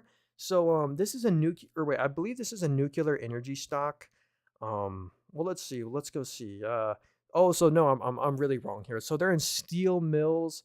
They just sell commodities pretty much. But let's see. Ooh, so yeah, they are making net income every quarter. But look at that net income collapse. It's actually down 60% year over year. So yeah, that's probably why the stock price has done so bad. So net income's down bad, and so is the free cash flow. The free cash flow just went negative. So what about the net margin? So their net margin was down 56%. So yeah, their margins are collapsing. I'd be careful with this one. Steel. Yeah. Do you have seeking? I do not have that. I'm not on there. Well, but what's up, TM? Yo, The only thing I'm on, by the way, watch out for people impersonating me. I don't have a Discord, WhatsApp, Telegram. I don't sell anything. I don't have a course book. The only thing I do have is a YouTube channel, and I'm streaming on there as well. So if y'all want to support me, I'd appreciate if y'all would just watch the stream from the YouTube channel, or if you missed it, you can replay it. My YouTube channel is called Nathan Robert. It's also in the link tree in my bio. So I don't know what's going to happen if TikTok's going to get banned on April 5th if they don't buy it. So we're going to be streaming on there every day on YouTube as well. So anyway, let's keep going here. What's your favorite ETF or maybe top three? I'll be quick about this. My favorite ETF is QQQM. It's the NASDAQ 100 pretty much. So QQQM and also VOO. VOO is the S&P 500. I would, not financial advice, I would have this as like the backbone of your portfolio. So, what are your thoughts on Big Pharma like LLY? Dude, I love Eli Lilly. I would rather buy Eli Lilly than Novo because their Ozempic patent expires soon on Novo Nordisk. But anyway, here's what I love about Eli Lilly. This guy's will impress you. If it doesn't, then that's all right too. But look at this. This company basically sells a bunch of different prescriptions. Like, check this out. Mounjaro, for example. The sales of just this prescription is up 60%. But here's the Ozempic copy. This is Zepbound. They literally just started selling this a year ago. The sales were 175 million. Well, just in the most recent quarter, the sales are 1.9 billion. That is incredible sales growth on Eli Lilly's Zepbound. So, that's just a couple of their prescriptions. Like, what's this random one? Taltz. How's Taltz doing? Look at the sales growth. It's incredible. So anyway, they just sell a bunch of different prescriptions and they print net income off it. So yeah. Let's see. It's April 6th. Oh, you're right. It is April 6th. Yeah, is there any TikTok ban news? I don't know. My portfolio is up on the year because I bought SQQQ. Yo, Mike, you are a genius, my friend, to buy SQQQ. Let's see. SNA, are you talking about Snap-on? So yeah, here's Snap-on stock. I actually like this company as a dividend play. Check this out. You get a 2.45% dividend, 40% payout ratio. So the payout ratio is really fair. And the valuation, even at, pretty close to all-time highs, you're only trading at 16 times PE. So the valuation's fair. They sell like tools. If anyone's heard of like their Snap-on tools, they repair it and stuff. But basically, look at the net income. It's only up 1% year over year. So that might be why the stock is kind of fallen, but the net income, it's really consistent. They're pretty much making 250 million plus of net income every quarter. So, 75-day extension. Oh, thanks for that, Melinda. So, TikTok ban is extended. What are your thoughts on GLD? So, GLD is literally just gold. It's the actual commodity of gold in an ETF, which is pretty cool. And literally, if you got any physical gold right now, it's done incredible. Go sell your gold chains, your gold jewelry, and convert it for cash if you want to buy the dip, because gold's at literal all-time highs right now. When gold's doing good, that means there's currency fears.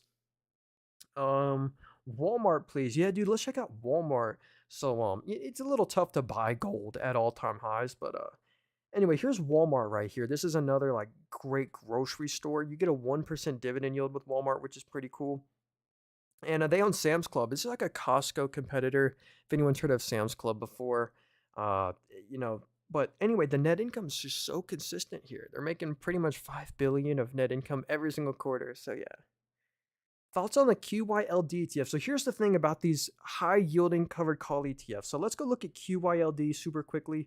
So this is one I would avoid personally. So this company pays you a monthly dividend, but I mean, this is just not the kind of company I'd want to own. I mean, look at them the past 5 years. They're down 23%. I think, wait, is that an all-time low? The stock price is at an all-time low for QYLD. So anyway, even though you get the high dividend, monthly paying dividend, I would just stay away from that one. I'd rather buy like a JEPI if I had to pick a covered call ETF. Yo, I need to charge my phone. We're on 3% here. But yeah, if y'all want to hit the follow button, we go live every day, twice a day. We just look at stocks and stuff. And I don't sell anything. I don't have a course book, Discord, WhatsApp. I don't got none of that. I'm just on here to give my opinion, but I do have a YouTube channel. If y'all just want to support me, best way is to subscribe to my YouTube channel. I'm also streaming on there. If you missed anything, you can replay it. But here's Meta platforms. I love Meta, dude. Look at this. The valuation is now reasonable. They're literally trading at 21 times net income, which is very fair. But look at their active users. Instagram, Facebook. So many people are on Meta. 3.35 billion daily active users. So Meta, incredible company, and so's the bottom line. They made 20 billion of net income just in the most recent quarter. So Meta, in my opinion, if here's the thing, if we go into a recession, like here's the real truth here. If we go into a real recession, businesses just won't spend on Facebook ads or won't spend on Instagram ads. So if we do go into a real recession, Meta will get hurt, the valuation will have to get chopped, but that is for the future to decide. That's what I still want to own long term. Someone said, "What do you think about Ford?" So yeah, dude, Ford. Here's the thing. I feel bad if you own this stock. Ford is literally is a lower stock price than it was back in the year 2000. So in my opinion, I would, you won't outperform the market owning Ford, and it's just my thoughts. But what you do get with Ford is a nice dividend. You get an 8% dividend. That might be unsustainable. I don't know. 8% dividend yield. We'll have to see how the tariffs impact them and stuff. Ford might have to just take it in the margin. I don't know what's going to happen with tariffs. It's interesting. Ooh, Adobe. Let's check out Adobe. Yeah. So ADBE. So I use Adobe every day. Pretty much I'm on Photoshop or After Effects every day. So I'm a customer. Ooh, actually don't tell Adobe. I have the hacked version. I have the hacked version of Photoshop. But anyway, I love the growth here on Adobe. Like if you look at their digital media, I mean it's up 10% year over year. So it is growing double digits. That's the good news. The growth is, slightly slowing, but the net income is crazy. They're making 1 to 2 billion of net income every quarter. Yeah, closer to the 2 billion a quarter. So yeah, they had a little one-time adjustment there. The free cash flow. What was the FCF? Wow, 2.5 billion of free cash flow. Actually, Adobe, I really like their software. They're on my watch list. Uh, if not O stock, what other residential stocks are their competitors? Um, ADC is another one. Agree Realty Corp. This one pays you a monthly dividend, and look at the dividend. You get a 4% yield, and they pay you out monthly. So that's kind of like a Realty Income competitor. They're a little smaller. You'll land in. I have 1K. Where should I put it into? I would just put most of that in an ETF. Just the S&P 500. It's safe with the S&P 500, but then maybe I'd have fun with like $200 of buy some individual companies like a Google or Apple. The VOO breaks your money up for you into Apple, Nvidia, Microsoft, Amazon, Meta, Google, all those great companies. But then you can maybe buy some individual stocks if you're feeling like it. Yes, let's go look at Nvidia. Someone just said thoughts on Nvidia, so I haven't really analyzed them in a while. So let's do it. So, but here's the thing about Nvidia. Look at their PC GPU market share, 18% market share, which is huge. Their automotive revenue keeps growing. They partner with GM and WeRide. But look at the bottom line right here. There we go. So yeah, they actually made 22 billion of net income just in the most recent quarter. So that's why I wouldn't sell out of Nvidia until the net income growth goes away. I personally wouldn't sell them. And here's the thing. Nvidia owns some individual companies. Like we can go to Nvidia's portfolio right here. Yeah, and look at this. Nvidia owns, they own ARM, APLD, WeRide. Yo, remember I said they partnered with WeRide? They just recently partnered with WeRide, but look at this pump and dump. Nvidia takes a stake into WeRide after the partnership. The stock goes to $44, and now it's back down to 11. So RIP this company. They just IPO. They're a Chinese company. I'd stay away from them. But Nvidia is partnering with like some of these companies, which is pretty cool. Let's see. How do I get hacked Photoshop? This is not the live tutorial for that, but just look up a YouTube video. That's what I did.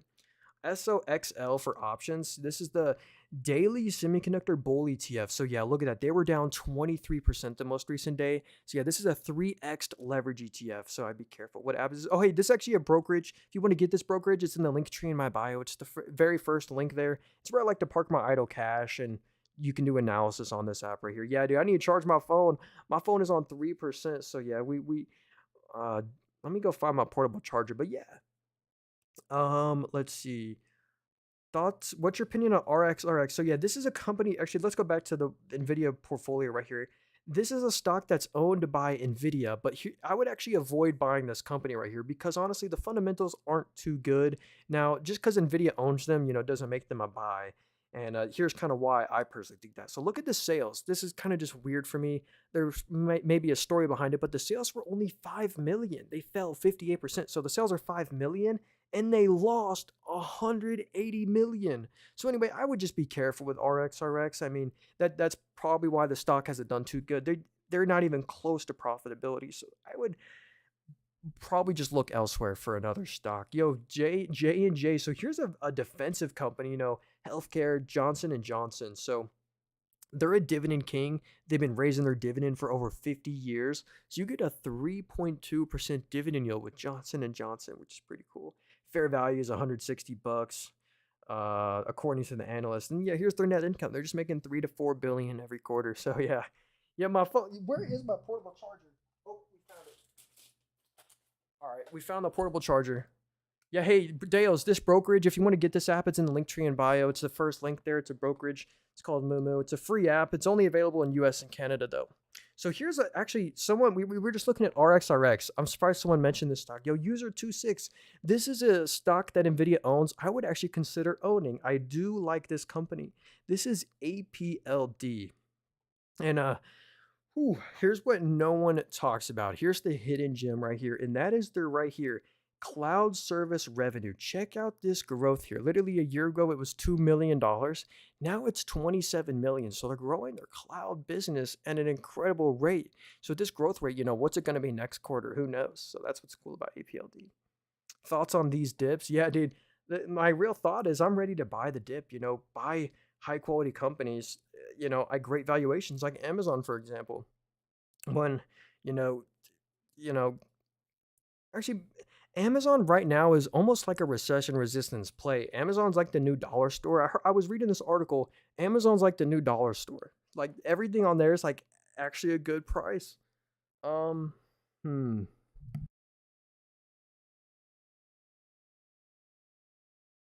There we go. So someone said thoughts on AAL. So this is American Airlines. To be honest with you, I don't love the airlines. If we go into a recession, people just won't fly. This one's down bad. It's even lower than it was in 2019.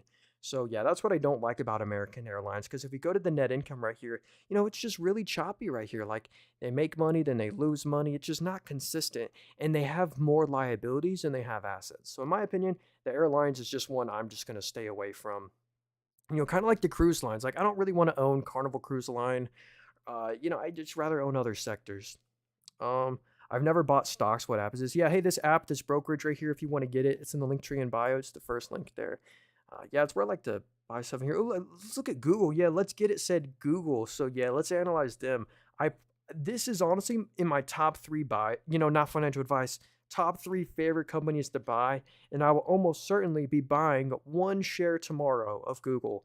But anyway, because the valuation is so low, look at this. The PE is an 18, so Google's trading at such a low valuation. And if we look at the net income right here, it's ridiculous. The net income's up 28%. The sales are up 11%. So what does that mean? They're actually growing their net margins. The net margin grew 15%. Incredible. They own so many businesses inside one. Google owns Android, the Google Play Store. They own YouTube. They have their own quantum chip, and they have their Google Cloud business. Like, look at just their Google Cloud business. This is up 31%. It's like a mini business inside one. Anyway, Google's one, in my opinion, just buy and hold for the long run. Don't trade that one. Oscar Health. Yeah, what up? Epic Food Review. OSCR. Let's check it out. OSCR. So, Oscar Health, this is like a health life insurance company. And there's some good news and there's some bad news about this company. Check out the most impressive part here. Look at their annual sales. This is what I really look for in a company. This is incredible. Early in 2019, sales were 500 million. Mm. And look at this, for the full year 2024, it was 9.2 billion. So they're growing their sales at a ridiculous pace. So that's what I like about Oscar. But here's the bad news. So they're growing their sales like crazy. Here's why the stock I think is flat, because they're not net income positive yet. They still lost 150 million in the most recent quarter. So I'd like to see this one get profitable or get closer toward that. Um, What's your strategy on when to sell a stock that keeps going up? Some companies I don't sell even after they go up. Powell Industries, for example, is one of these. I still I want to let my winners win. I don't really need the cash right now. So hi from VA. What up, Sarah? Do ISRG. So let's check it out. ISRG. So this is Intuitive Surgical. So they're down 9% the most recent day. I wonder what'll happen tomorrow, but let's see, instruments and accessories. So wow, look at the sales growth here. So their instruments business is up 23% year over year. So that's some nice little growth.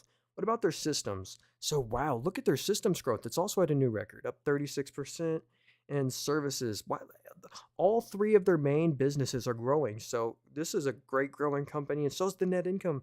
Net income's up 12% year over year. What about free cash flow? Wow, the free cash flow just blew up to 500 million. So, actually, ISRG, I do like that one, actually. Let's see. Top three stocks long term. Some of the stocks I'd probably pick some stocks that I own, like Google, Amazon, and maybe like an Amphenol Group. This is a company I've kind of been obsessed with, ticker symbol APH. I just made a YouTube video about why I like them. Oh, yeah, if y'all want to help me out, I'm streaming on YouTube and TikTok right now. My TikTok account I'm on right now has literally been permanently banned over 5 times to where I can't even log into my account anymore. And it's been unbanned 5 times. I'm scared one day TikTok is just going to not unban me and it'll be permanently banned. So, anyway, point being, if you would just want to help me out, I'm on YouTube as well. You can rewatch the stream. I stream on there as well. And I don't sell anything. I don't have a course book, WhatsApp, Telegram, Discord. Watch out for people impersonating me. Anyway, now let's get back to the analysis. Yo, Brian said HIMS.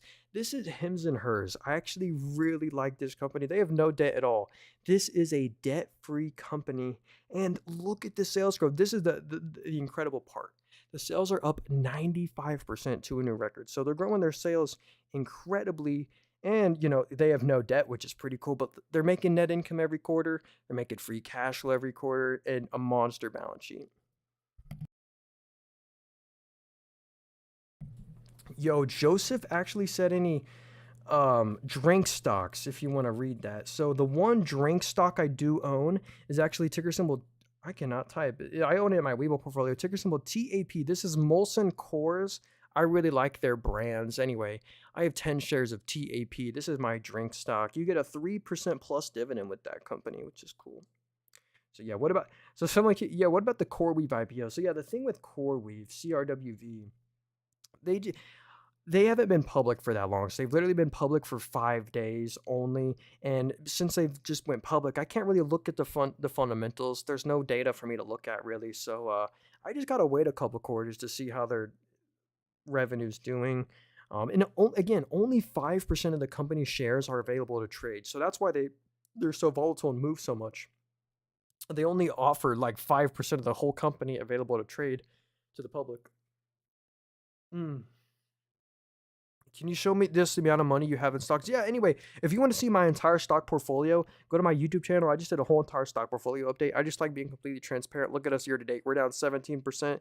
Past year, we're down 11%. And here's every stock that I own in here. Again, just go to my YouTube channel. I just did a whole entire stock portfolio update. You can see all the stocks that I own, my Roth IRA, my dividend income. Look at this. This is my total percent change on every stock. The only stock we're up on is McDonald's. We're down on every single other stock. So, yeah, don't listen to me. I'm not an expert.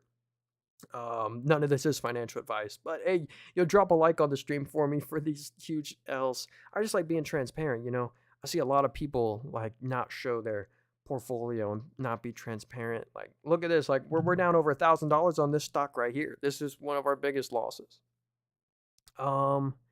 Let's see. What about the 2x leverage stocks? I'd be super careful with those. The normal market, the normal S&P 500 is moving like how a leverage stock would right now. Like, actually, let me show you this real quick. Here's the QQQ, not leveraged or anything. Since January 1st, they are down 21%. So, I mean, I'd rather just buy the QQQM right now, or VOO or SPY. I'd rather just buy them. Buy shares of those. So let's see. I'm down 22K at 22 years old. Yo, Jojo, that's awesome that you're investing at that age, man. What's up? So what's it? Ticker symbol O. Here's actually a really cool company. This is a real estate investment trust, and literally by law, they have to pay out most of the income that they make in the form of a dividend to the shareholder because they're a real estate company and they're worth $49 billion. They're in the S&P 500. So basically, if you buy the stock, you get a monthly dividend of just over a quarter. You get 26 cents back every month, 5.8% dividend yield. So yeah, Realty Income, you're not going to outperform the market owning that, but I do really like them for the dividend. Dump tomorrow. Yo, Daniel said, are we dumping tomorrow? So the answer is probably yes. Look at this. This is the overnight market. NVIDIA's down 6.3%. This is crazy. Year to date, NVIDIA's down 35%. Absolute mayhem in the markets. I am up on my portfolio, but yeah, dude, Mike, that's awesome, dude. SQQQ is basically it does the opposite of the NASDAQ. So Yeah, if we look at SQQQ real quick, if you don't want to do options, you could buy shares of SQQQ, and whenever the Qs go down, this actually goes up. So that's why this has done so good, because NASDAQ has been tanking. So anyway, now this isn't an asset you want to own for the long run, but it's a short-term trading vehicle, which is cool. I own O. Hey, nice, Jez. Yeah, they pay a nice monthly dividend. Macro thoughts. I'm only up on my Bitcoin. Yeah, wait, I haven't even looked at crypto. I don't own any crypto, by the way. But let's see how big. Yeah, look at Bitcoin right now. They're down 6%. Yikes. When does Trump gonna lower the taxes? I don't know. That's a great question. Uh, do you buy government bonds? Yeah, I have before. T-bills. If you want to buy government bonds, buy TLT. This is the U.S. 20-year Treasury. Yeah, you could probably. If I zoom out, I should have bought this. I believe I bought this before. Anyway, TLT is my favorite bond, government bond. This is the 20-year. How about BIZD? Yeah, so BIZD is an ETF that owns a bunch of BDCs, and basically they have a 12% dividend. So you get wow, you get a 12% dividend yield with this company. Literally by law, they own a bunch of companies that have to pay out most of their income in the form of dividends by law. So like Ares Capital, for example, is the largest holding. I love Ares Capital. They have a sustainable 9.6% dividend. But again, they pay a not since they're taxed differently. They pay a non-qualified dividend. So it's taxed like a short-term capital gain. So you actually pay higher tax on those dividends. But like for example, I'll be really quick about this. Every single stock this is my taxable account, my main taxable account. Every single stock in here pays a dividend, but all these companies pay qualified dividends. And even though they're in my taxable account, I pay 0% tax when I receive a dividend. Actually, I'll show you my dividend income. Why not? Again, I make under $1,000 a year from dividends, but whenever I receive a dividend, like this $23 McDonald's dividend, it's tax free even in my taxable account because they pay a qualified dividend. And I make under 70,000 a year. So yeah. Are you planning on buying tomorrow? Absolutely, Michael. I'll for sure be buying a share of Google, and I don't know, I'll probably be buying a share of Amazon as well. Whenever I buy a stock, you can see where I buy it. I would love to get more Amazon. Um, Yo, KB said, what app are you using to buy these stocks? Well, these are a bunch of brokerages. This one right here is called Moomoo. This is my favorite one. If you want to download this app right here, it's in the link tree in my bio. It's the first link there. If you look in the middle of my screen, it's where I like to park my idle cash. You get the 4.10% yield. And here's another cool feature. We can see like Nancy Pelosi's portfolio, Buffett's top holdings, the Chinese Tarek Tef. How's Nancy Pelosi's portfolio holding up? She's been buying some weird stuff like PayPal, Comcast, Disney, PanW. Oh, Freshman said, what should I buy into? That's a great question. I'd rather just buy a VOO, S&P 500 ETF right now. If you're looking for something that just diversifies your money for you, VOO, in my opinion, great one to buy. It just breaks your money up for you into Apple, Nvidia, Microsoft, Amazon, Meta, Google. So, yeah, not financial advice. That's just what I would do. Passive income is my goal. Reinvesting the dividends into yeah, dude. That's awesome, dude. Uh, yeah. So what are you mainly investing? Qualified isn't tax free. It's just tax to lower it. Yo, you're right. But for me, I make under $70,000 a year. So because I make under $70,000 a year, qualified dividends for me are taxed at 0% even in a taxable account. So that's what's really cool about qualified dividends. A lot of people don't know. Uh, you can look up the 2025 qualified dividend tax bracket. I believe if you make under $70,000 a year, qualified dividends are 100% tax free. No matter what state you live in, they're not federally or state taxed. It's completely taxed. Again, not financial advice. I could all be wrong, but this is from what I've experienced. Why do you have DocuSign? Yo, DocuSign, this is a debt-free software company. Yeah, DocuSign doesn't grow too much. I bought them a long time ago. Yeah, look at this. I was buying DocuSign back in 2023, October. So yeah, that's a software name. What app is this? Yo, hey, this app right here, this brokerage is called Moomoo. If you want to get it, it's in the link tree in my bio. It's the very first link there. Let's go. Yeah, someone said, what do you think Tesla will go up again? So I hope Tesla goes up, but I'll give you my honest thoughts on them. I'll do some analysis on them for you. Here's the thing. They are, as we know, Tesla has a high valuation. They're trading at 117 times net income, and they kind of just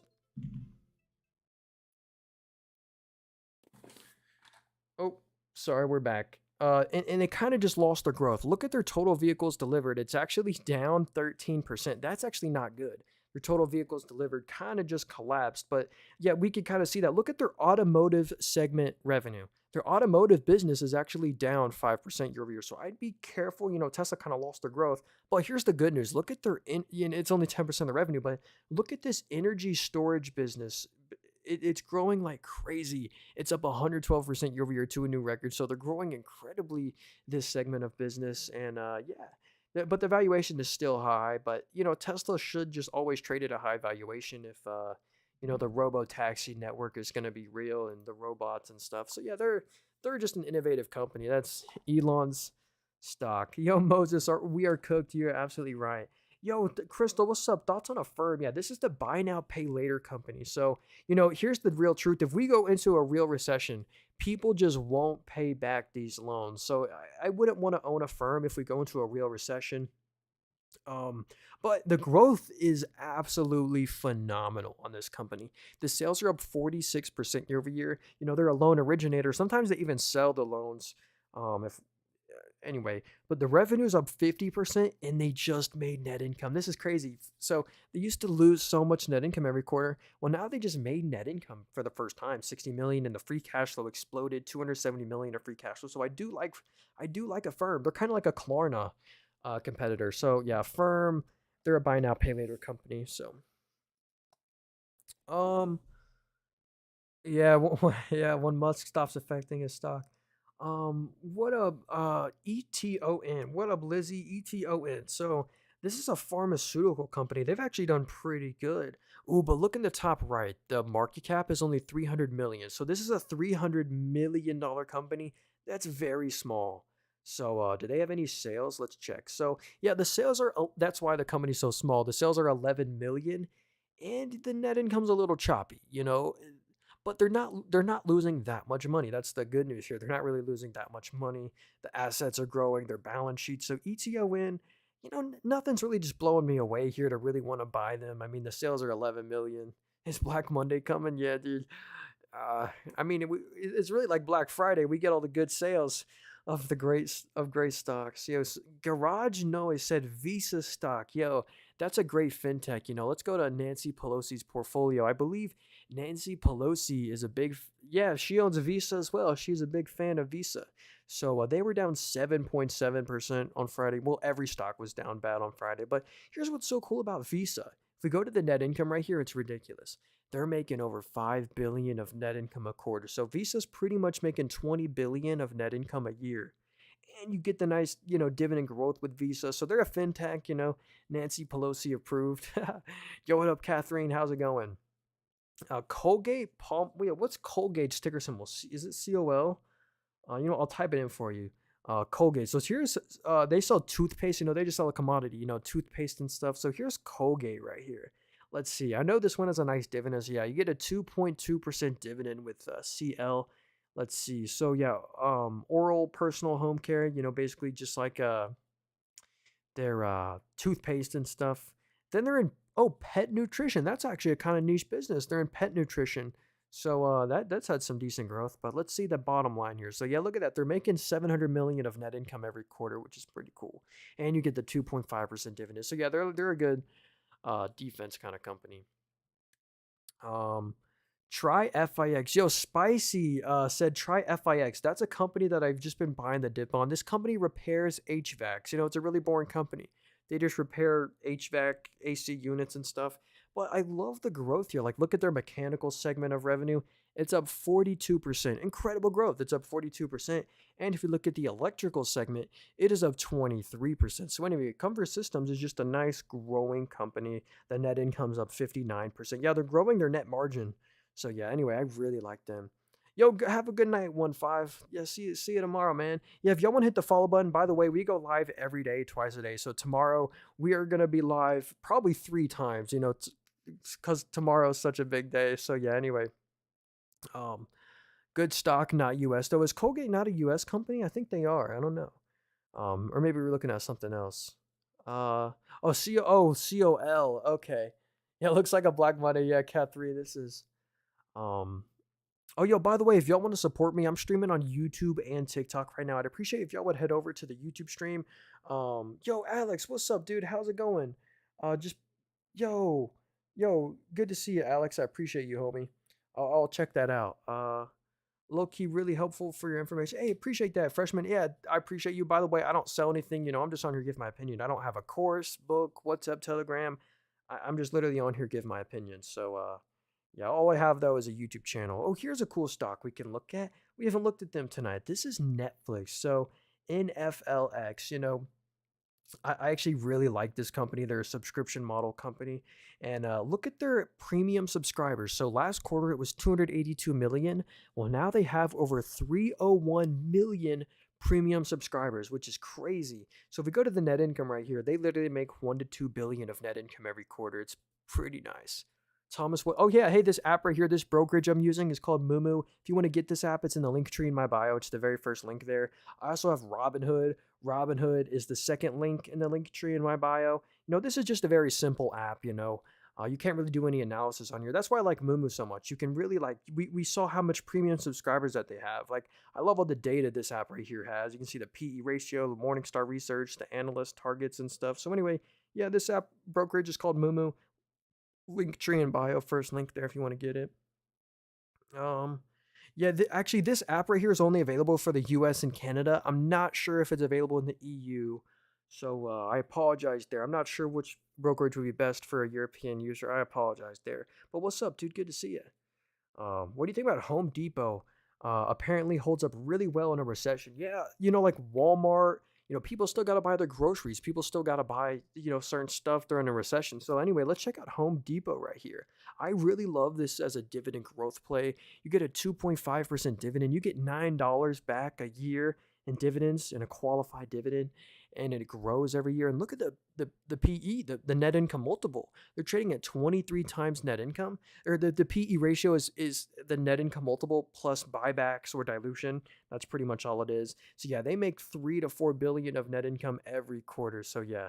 Does this app work to buy stocks? Yeah, yes, sir, Thomas. Yeah, here's my portfolio right here. I also like to park my idle cash in here. Like if you look in the middle of my screen, I got $500 of cash, earning the nice little 4.10% APY. You think the Weeble app is okay? Yo, I also have the Weeble app. Weeble actually owns Mumu. I think Mumu is like the better version of Weeble. Oh yeah, it's in Australia as well. So Freshman said, "How about Roblox?" So that is a Kathy Wood stock. So here, yeah, if we go to Kathy Wood's portfolio, one of her top holdings is actually Roblox. Did y'all know Roblox was publicly traded?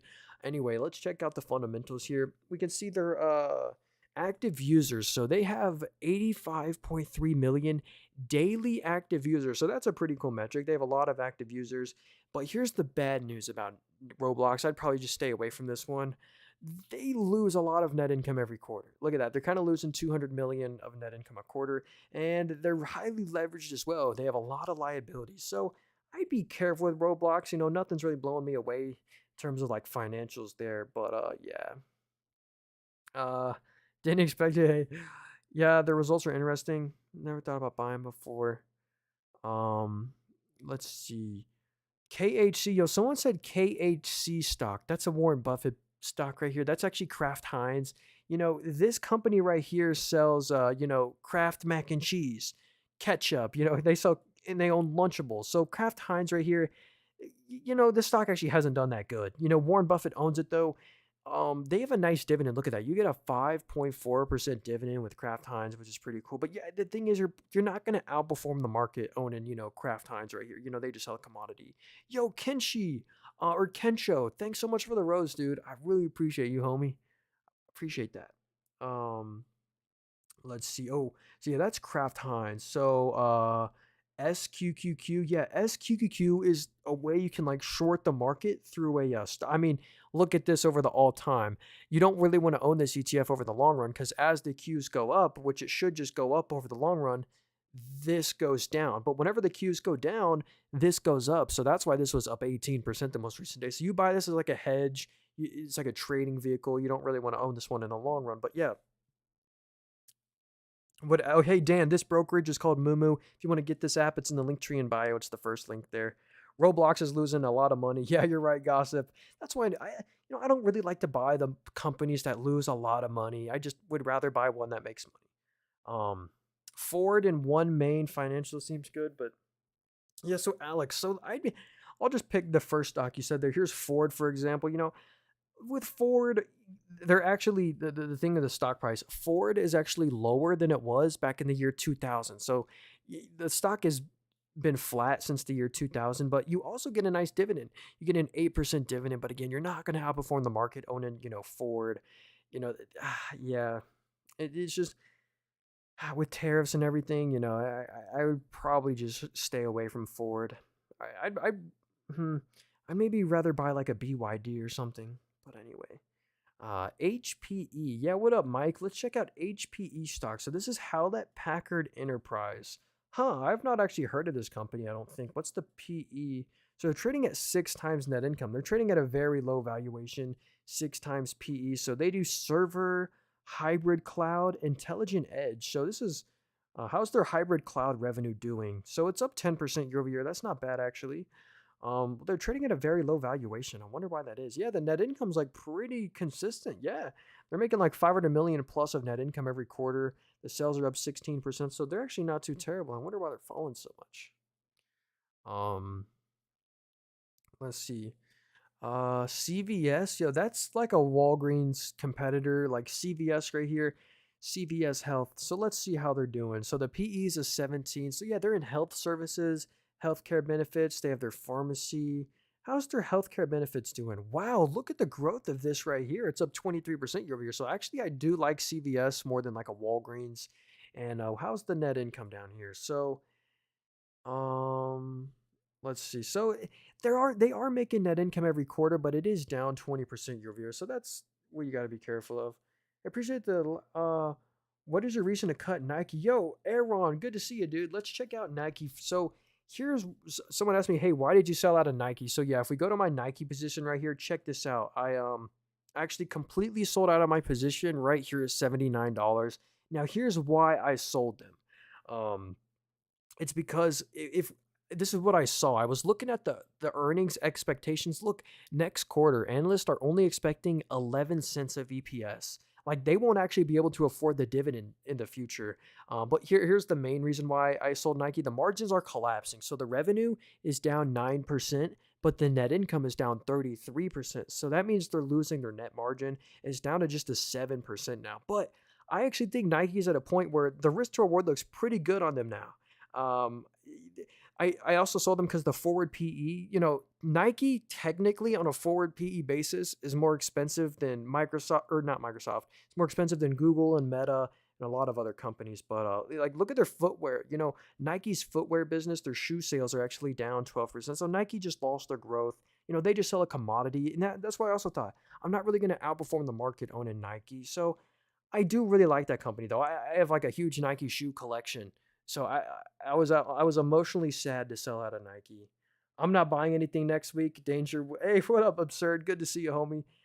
Yeah, here's my Robinhood portfolio. I like being transparent. Look at this year to date. We are down 17.5% year to date. And here's the overnight market. We're down 2.86% right now. So yeah, yikes. Which app are you using for the analysis? Yo, Quail, this brokerage right here is called Mumu. If you want to get it, it's in the link tree in my bio. It's the very first link there. Yo, Poe, what's up? Poe said PLTR. So here's Palantir right here. So yeah, this is a great software AI play. The government loves them. The government just hands Palantir money. Look at this. Over half of Palantir's revenue actually comes from the government. So many police stations actually use Palantir, which is crazy. And their revenue's up 41%. So the revenue growth on the government revenue is incredible. And same with the commercial revenue. The commercial revenue is up 31% year over year. So incredible growth on Palantir, and they have no debt at all. Palantir is a debt-free company. How much cash do they have?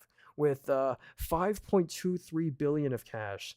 Something Kevin O'Leary said. My money is my soldiers. Yeah, dude, I love Kevin O'Leary from Shark Tank. Yeah, dude, dividends. As long as I'm getting dividends, I'm happy. Yeah, the little money soldiers got to go return me some more money. Yeah, dude, Kevin O'Leary's great.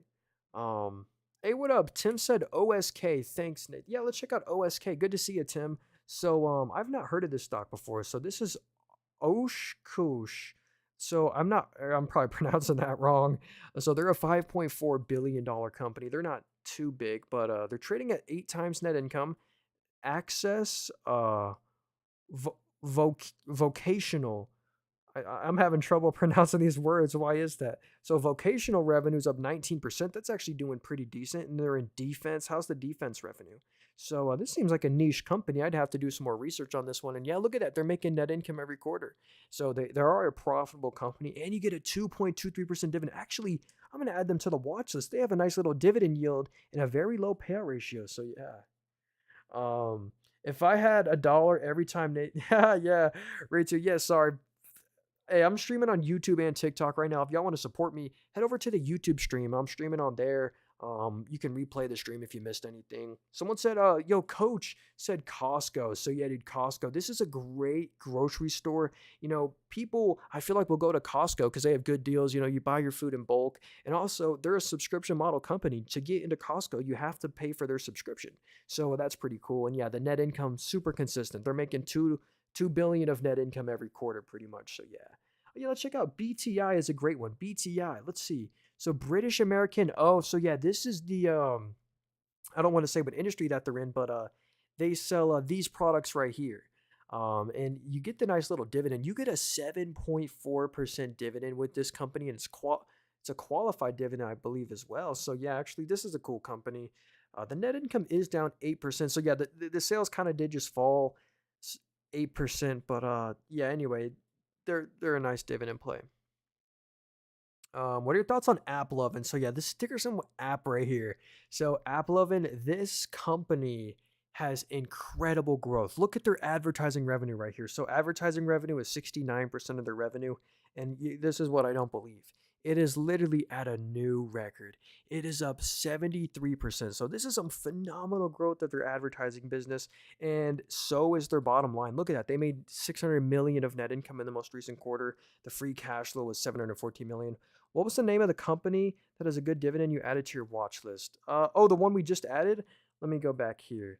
Um, it was OSK stock. Yeah, this is what I found really interesting about OSK. This is really weird. They have a 2.2% dividend yield, and the payout ratio is only a 17%. So this implies to me they even have room to raise their 2% dividend. So I added them to the watch list. I'll do some research on them later tonight. Um, yeah, hey, if y'all want to hit the follow button, by the way, we go live every day, twice a day. We'll be doing some live streams tomorrow as well. And hey, I don't sell anything. I don't have a course book, WhatsApp, Telegram, Discord. I'm just on here giving my opinion. Hopefully, if you want to support me though, the best way to support me is just to hit the subscribe button to my YouTube channel. I stream on there. My YouTube channel is called Nathan Roberts, also in the link tree in my bio. But someone said, yo, a Alien said PANW. So this is Palo Alto Network. This is a great cybersecurity stock. So if you're looking for exposure to the cybersecurity industry, if we go into a recession, people still got to spend on cybersecurity. Look, I love their subscription business. Check this out. Their subscription revenue is up 21% year over year. So incredible growth of their subscription business, and they're profitable. They had a one-time adjustment that one quarter, but that's why it says it's down 84% year over year. But they're realistically making like 300 million of net income a quarter. The free cash flow is crazy. It's even better. It's like more like 500 million plus a free cash flow a quarter. So anyway, PANW, that's also a Nancy Pelosi stock. So yeah, I do like them. Do you have a day job? I do. I work pretty much a minimum wage job. So hey, yeah. What do you use to invest? Yeah. This app right here, this brokerage is called Mumu. If you want to get it, it's in the link tree in my bio. It's the first link there. Um, uh, it's a brokerage. Which dividend ETF is worth getting for the long run? Yeah, my favorite is SCHD, but this is a covered call ETF. You buy this to maximize your dividend income. You're not going to outperform the market owning this right here, but you get an 8.3% dividend. So JEPI, you get an 8.3% dividend, and they pay you monthly. And I believe it's really sustainable. If you go to their top holdings, I love all these companies: Progressive, Visa, MasterCard, Southern Company, McDonald's, Yum Brands. So anyway, I like JEPI. They're pretty all right. Um, Thoughts on MU? So yeah, let's look at Micron Technology. Yeah, Dash, we'll look at Trade Desk as well. So here's Micron Technology. I really like this stock, by the way. Again, not financial advice, but check out their compute and networking business. This is incredible growth. It's literally at a new record, up 108% year over year. So incredible compute and networking growth. And so is their storage business unit, whatever this is. It's up 53%. But anyway, uh, yeah, look at the net income. They're making net income every single quarter now. 1.5 billion. If we zoom out, this used to be a really risky company. They were losing billions every quarter. So they've really turned things around. And I think they have a dividend as well. 0.7% dividend yield. Pretty cool. Uh, ALX is a good ETF as well. ALX. Um I'm not finding that one. That's an individual stock though. Alexander's. They're the real estate investment trust. I think they own like office properties. I'm not sure. So let's go look at TTD. Here's the trade desk. So this is a advertising stock. And the reason they fell so much is because, and I think this is oversold. I personally think, but Netflix used to use the trade desk to find advertisers. So Netflix used to use the trade desk, but now Netflix doesn't use them anymore. They just drop them. They're like, why are we using trade desk? Let's just find them ourselves. So anyway, that's the reason they fell. I think it's oversold for sure because the net income, they just had a great quarter. The net income was at a new record. The revenue was at a new record. And so is their net margin. They have a 25% net margin. So incredible. Anyway, I do like the trade desk. But I wonder what will happen to their future growth. Um, Yo, what up, Ryan? Do you think stocks will resurgence tomorrow? I sure hope so. But if we look in the overnight market, most likely tomorrow's going to be really red. Check this out. The Qs are no, we just fell even more. Look at that. The Qs are down 4.3% in the overnight market. Nvidia's down 7. This is where it starts to get a little scary. Nvidia's down 35%. But this is also a blessing if you have cash right now because you can buy in at high quality companies at great valuations. Here's my total percent change in every stock. By the way, I like being transparent. Look at this. The only stock we're up on is McDonald's. We're down 20% on CEG, 14% on Google. Yeah, here's my year to date. We're down bad. We're down 17% year to date. So hit the like button for me. I need. Let's keep going here. Let's see. CAVA. Yo, what up, Durden? Good to see you, man. CAVA. So this is a restaurant. Has anyone heard of Kava Group? They're a restaurant. They just IPO'd like a year or two ago. But look at the sales right here. If you look at them, it's actually up 28% year over year. So for a restaurant in this environment, I do like that their sales are up 28% year over year. Look at the net income. Wow, the net income was 78 million. That's actually a nice little growth there. So anyway, what about the free cash flow? Yeah, they're now free cash flow positive as well. They used to lose free cash flow. So yeah, Kava's not bad. Dogecoin, yo, which have to pay out 90% of their income in dividends. Yo, those are real estate investment trust. So, for example, I own a real estate investment trust. So this company right here, like Realty Income, ticker symbol O, in Maine, they have to pay out most of their income in the form of dividends by law. So this stock right here, ticker symbol Cube, is one of those. They have to pay out most of their income by law. So they have a 5.2% dividend yield, and that dividend yield is completely sustainable. Not financial advice, but I think so. Someone said Costco and Target. Let's look at. We've looked at Costco a couple times tonight, but I have not looked at Target. And I would much rather buy a Costco than a Target personally. So here's the thing with Target. If we go into a recession, Target, a lot of their stuff, they don't sell groceries. Only 23% of the revenue comes on groceries. Then they're in household essentials, home furnishing, they're in apparel.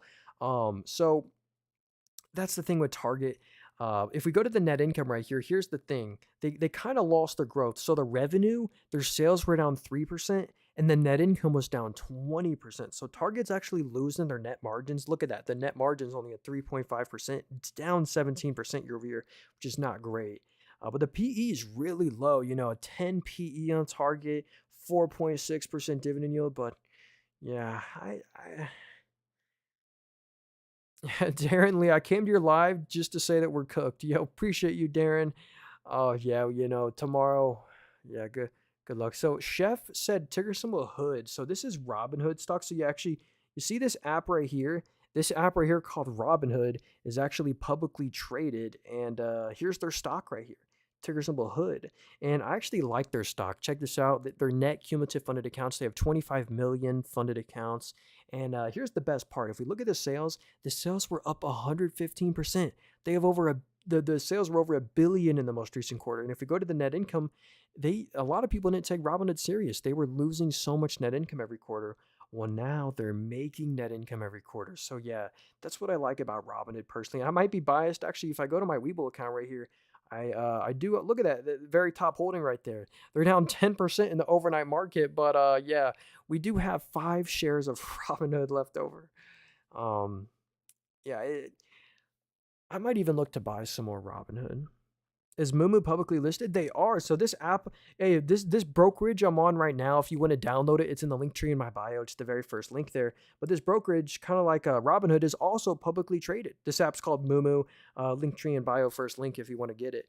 But we can see their users. This app has 20. Hey, that's like the same as Robinhood. 25 million active users. Most of the revenue comes from their interest income. But yeah, this brokerage right here is making like over 100 million of net income a quarter. Even if the brokerage were to go bankrupt, you're still FDIC insured, so it doesn't really matter how this brokerage is doing. If you have under 250K, you're good. Um, yeah, yeah, this is my favorite app for all the analysis. Like, let's go look. Someone was saying Nvidia, so let's go analyze Nvidia. Yeah, this is my favorite part about this app right here is all the analysis you can do on Nvidia. So here's Nvidia right here. I'll show you this. So uh MCD is a qualified. Yeah, McDonald's does pay a qualified dividend. So check this out. Here's what's so cool about Nvidia. They have an 18% PC GPU market share, so you get a lot of exposure to GPUs. Their automotive revenue keeps on growing. Nvidia partners with WeRide and GM, but look at the bottom line here on Nvidia. They made 22 billion of net income just in the most recent quarter. So they're making a boatload of net income. We can see the top shareholders, the top ETFs. So yeah, Nvidia is one that I do like. Oh, and Nvidia literally owns some individual companies. So check this out. If we go to Nvidia's portfolio right here, how I said they're partnering with like WeRide, this is for their automotive business right here. Their WeRide, look at this pump and dump. Nvidia takes a stake into WeRide. Stock goes to $40, back down to 13. Yeah, hey, use this brokerage. It's a brokerage. This app right here is called Moomoo. If you want to get this brokerage, it's in the link tree in bio. It's the very first link there. It's a free app, but it's only available in US and Canada and Australia, I think. So yeah. Amazon, yo, Lisa, Amazon, I love this company. I do own them. I've been buying the dip on Amazon right here. I love the fundamentals, so let's check it out. I'll almost certainly be buying another share tomorrow, just because I love them so much. So here's the thing about Amazon. Look at where, oops, what the, look, so 38% of the revenue comes from their online stores, then their third-party seller services, then their Amazon Web Services. Dude, their AWS business is growing incredibly. It's over 100 billion of annual revenue for them. It's high margin, and actually, they also have advertising. And Amazon does advertising. They have a subscription revenue, like Amazon Prime. They have physical stores, like Whole Foods. So yeah, but basically the best part here is the 20 billion of net income just in the most recent quarter. So incredible growth of Amazon's net income. So that's why I own them. Yeah, you know, I just love the growth there. They have so many businesses inside one. So let's see. To buy or to not buy the dip. Yo, Nature, what's up, dude? I'll be buying the dip tomorrow, but the dip could keep on dipping. That's the thing. That's why I recommend you should dollar cost average. Don't spend all your money at once. Be disciplined, be patient about it. Basically, dollar cost averaging means you slowly buy into the asset over time instead of spending all your money at once. But just because you do that doesn't mean the stock will do good. Like, look at this. This stock is at an all-time low. So we are down really bad on this stock right here. So again, not financial advice. You could lose a lot of money. Always do your own research. Make sure you're buying a high quality company. So let's see here. Ooh, um, there we go. Rocket Lab right here. So here's an interesting stock right here. RKLB. So this company right here sends rockets into space. A lot of the revenue comes from like their contract revenue with like the government and NASA, but this company actually has a huge backlog. They have a backlog of over 1.2 billion of orders that they can't fulfill yet. And look at their space systems revenue. This is incredible. The sales are up 75% year over year. So incredible growth on Rocket Lab space systems revenue, but you still got to be careful.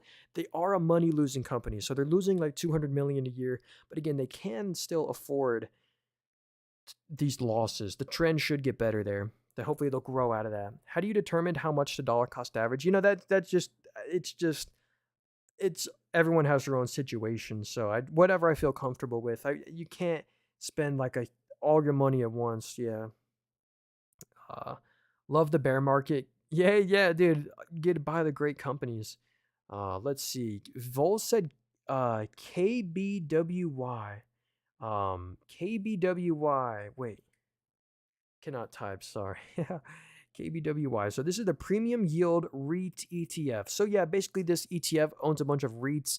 They're down bad since 2019. So that's what they own REITs. So these real estate investment trusts won't outperform the market in the long run. Actually, now that I look at these are the more riskier of risky real estate investment trust. So I'd be careful with this ETF. But yeah, that's a good ETF if you want to maximize your dividend income. Um, there's a new monthly paying covered call stock. Hilberton was added to SEHD, with I'm cool with. Oh yeah, SEHD is another great dividend ETF. Oh, here's IAU. So, Dat one dude said, look at gold futures. So yeah, here are the futures of gold. This is literally the commodity of gold right now. Gold is at an all-time high pretty much. So if you own any gold chains or gold jewelry, maybe go sell it because the actual commodity of gold has done incredible. And if you just don't need it, you could cash it in for a lot of cash, the most historically ever. Uh, yeah, I can't wait to see what Buffett has in view. Yeah, dude, Buffett's chilling on a bunch of cash. Buffett is finally looking smart with all of his cash on hand. Warren Buffett owns a lot of the dividend names like Coca-Cola, Bank of America, Chevron, Kraft Heinz. So yeah, Buffett, he's a smart dividend investor. Can you talk about FIX? Yeah, that's my largest holding in here. This company does something really boring. All this company, well, not all they do, but they mostly repair and service HVACs. So basically AC units. They're trading at a 20 times PE ratio, pretty fair. So here's their mechanical segment. The mechanical revenue is up 42%. Incredible growth there. Electrical segment is up 23%. This company is like 5% of their market cap is their just cash on hand. So they're trading at 5% net cash. The net income's up 59% year over year. The sales were up 37%. So that means they're growing their net margins. The free cash flow is growing. Everything about FIX I just really love. I've made multiple YouTube videos about them, so I won't go into too much detail. What's the name of the brokerage? Yeah, it's called Mumu. It's in the link tree and bio. First link there. Yo, Jello. Good to see ya. Good love. Yo, look at the overnight market, Jello. I'm sure you've seen this. This is not looking good for tomorrow. I almost don't believe it. Nvidia's down another 7.3. Qs are down 4%. Yo, Chef Ronzo, thanks so much for the follow. Yeah, if y'all want to hit the follow button, we go live every day, twice a day. We just look at stocks. Tomorrow we'll probably be streaming 3 or 4 times. So yeah. You surviving? Not really. I'm just existing. Yeah, if y'all want to help me out, yo, yeah, it's the best way to help me out if y'all want to support me. I don't sell anything. I don't have a course book, WhatsApp, Telegram, Discord. The best way to help me out is just hit the subscribe button to my YouTube channel. I'm streaming on YouTube. My YouTube channel is called Nathan Roberts, in the link tree in my bio as well. I'm dual streaming, so if you missed anything or want to rewatch the stream, you could watch it on there as well. So yeah, so here's another stock we can look at. Someone said Neo. This is a company that I would personally avoid at all cost. I feel bad if you own the stock because look, this stock is at an all-time low. But if you're wondering, hey, why is the stock at an all-time low? Why is that? So, well, all you kind of got to do is look at the fundamentals here. That they're losing so much net income and the trend is getting worse. Look at that. They lost $1 billion just in the most recent quarter. And the trend isn't getting better. So they lost $1 billion and the whole company is worth $7 billion. So think about that. They lost 1/7 of the company just in the past 3 months, not even including all the other quarters. They've actually lost, wow, closer to like 30 to 40% of the company in just a year. So please avoid that one. I personally think they'll just keep on going lower and lower. What tips would you give to an investor? Yo, honestly, to a new investor, I would buy, again, not financial advice. I would just buy the S&P 500, buy VOO for the majority of your portfolio. So most of your portfolio, in my opinion, should just be in the S&P 500. And it breaks your money up for you into Apple, Nvidia, Microsoft, Amazon, Meta, Google, all these companies I use pretty much daily. So invest in what you know, like invest in what you use as well. You know, that's what I think. Stay away from the companies like a Neo, for example. They're burning so much net income. I would just stay away from the money losing companies. But maybe buy a debt-free company. Like, actually, I have a watch list of here of stocks with completely no debt. Every single stock in here has no debt. Like, has anyone heard of like Duolingo? Has anyone heard of Duolingo, that boring language learning app? They have incredible fundamentals. Look at the subscription business on Duolingo. Y'all won't believe this. Their subscription revenue is up 48% year over year. Incredible growth. Then they have their advertising business, their in-app purchases. Anyway, the free cash flow is ridiculous. The net income is ridiculous on Duolingo. That's just one example. Yeah, anyway, we got like Zoom. Actually, Zoom, just because they have no debt doesn't mean the stock will do good. Like, look at Zoom right here. Their stock is in the gutter right now. But yeah, let's see. Meta stock. Yeah, let's go look at Meta. I forgot to look at that one. So I absolutely love this company. I do own them, by the way. I might be biased. Yeah, check this out. Head over here to our Robinhood account. We own 4 shares of Meta, and we are down 4.3% on our Meta shares. So yeah, but I'll do some analysis on them because I do really love this company. The PE is a 21, so this is a really cheap valuation. A 21 times net income on Meta. You see their active users, they have 3.35 billion daily active users. So incredible. And the net income's at a new record as well. Literally 21 billion of net income just in the most recent quarter. So yeah, anyway, Meta's one that I do own because they're just so quality. They own Facebook, Instagram, WhatsApp. But if we go into a recession, like if we go into a real recession, businesses won't spend on Facebook ads anymore. UNH. Oh yeah, let's look at United Health Group. Yeah, I saw UNH. So we actually use United Health Group. We use their Optum RX. If you check this out right here, if we look at where the revenue comes from, they're in Optum RX, Optum Health. I love how diversified that they are.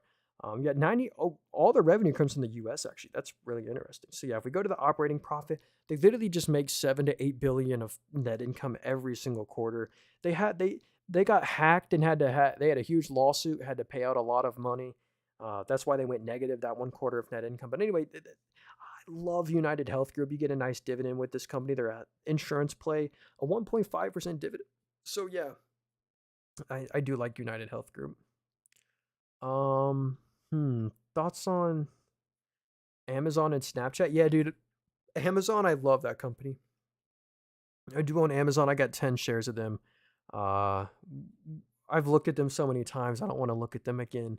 But what about so this is a really risky stock, and this is kind of like Neo. I would stay away from Lucid. Lucid unfortunately has diluted you by 30% in the past year, and they've diluted you as a shareholder as the stock has been so suppressed. But anyway, here's the thing about Lucid.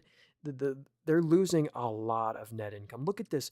Just last quarter, they lost 1,400,000,000 the most recent quarter. So this company just forever burns money. So that's why I would just be super careful with Lucid. They're losing easily like 2 billion plus a year, and the whole company is worth 6.9 billion. So they're losing like so much of the company every quarter. So I would just be super careful with them. If I to ever buy them, I'd need to see them make some net income. I'd much rather buy a Tesla than a Lucid or like a BYD. Um, what is the low cost QQQ you recommend? Yeah, that's QQQM. This is never buy the QQQ. Buy QQQM. It's the exact same thing, run by the exact same people. It's the same NASDAQ 100, same weightings, but with the lower expense ratio.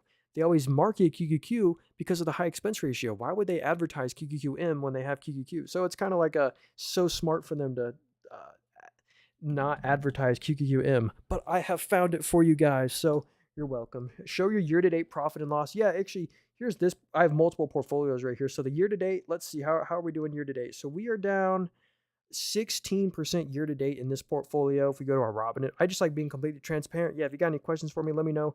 Look at this. We're down 17.8% year-to-date. So here's actually the thing. We're down 17% year-to-date. If we go to the QQQ right here, they are down 21% year to date. So, I mean, nothing to brag about, but we are, it's really nothing to brag about.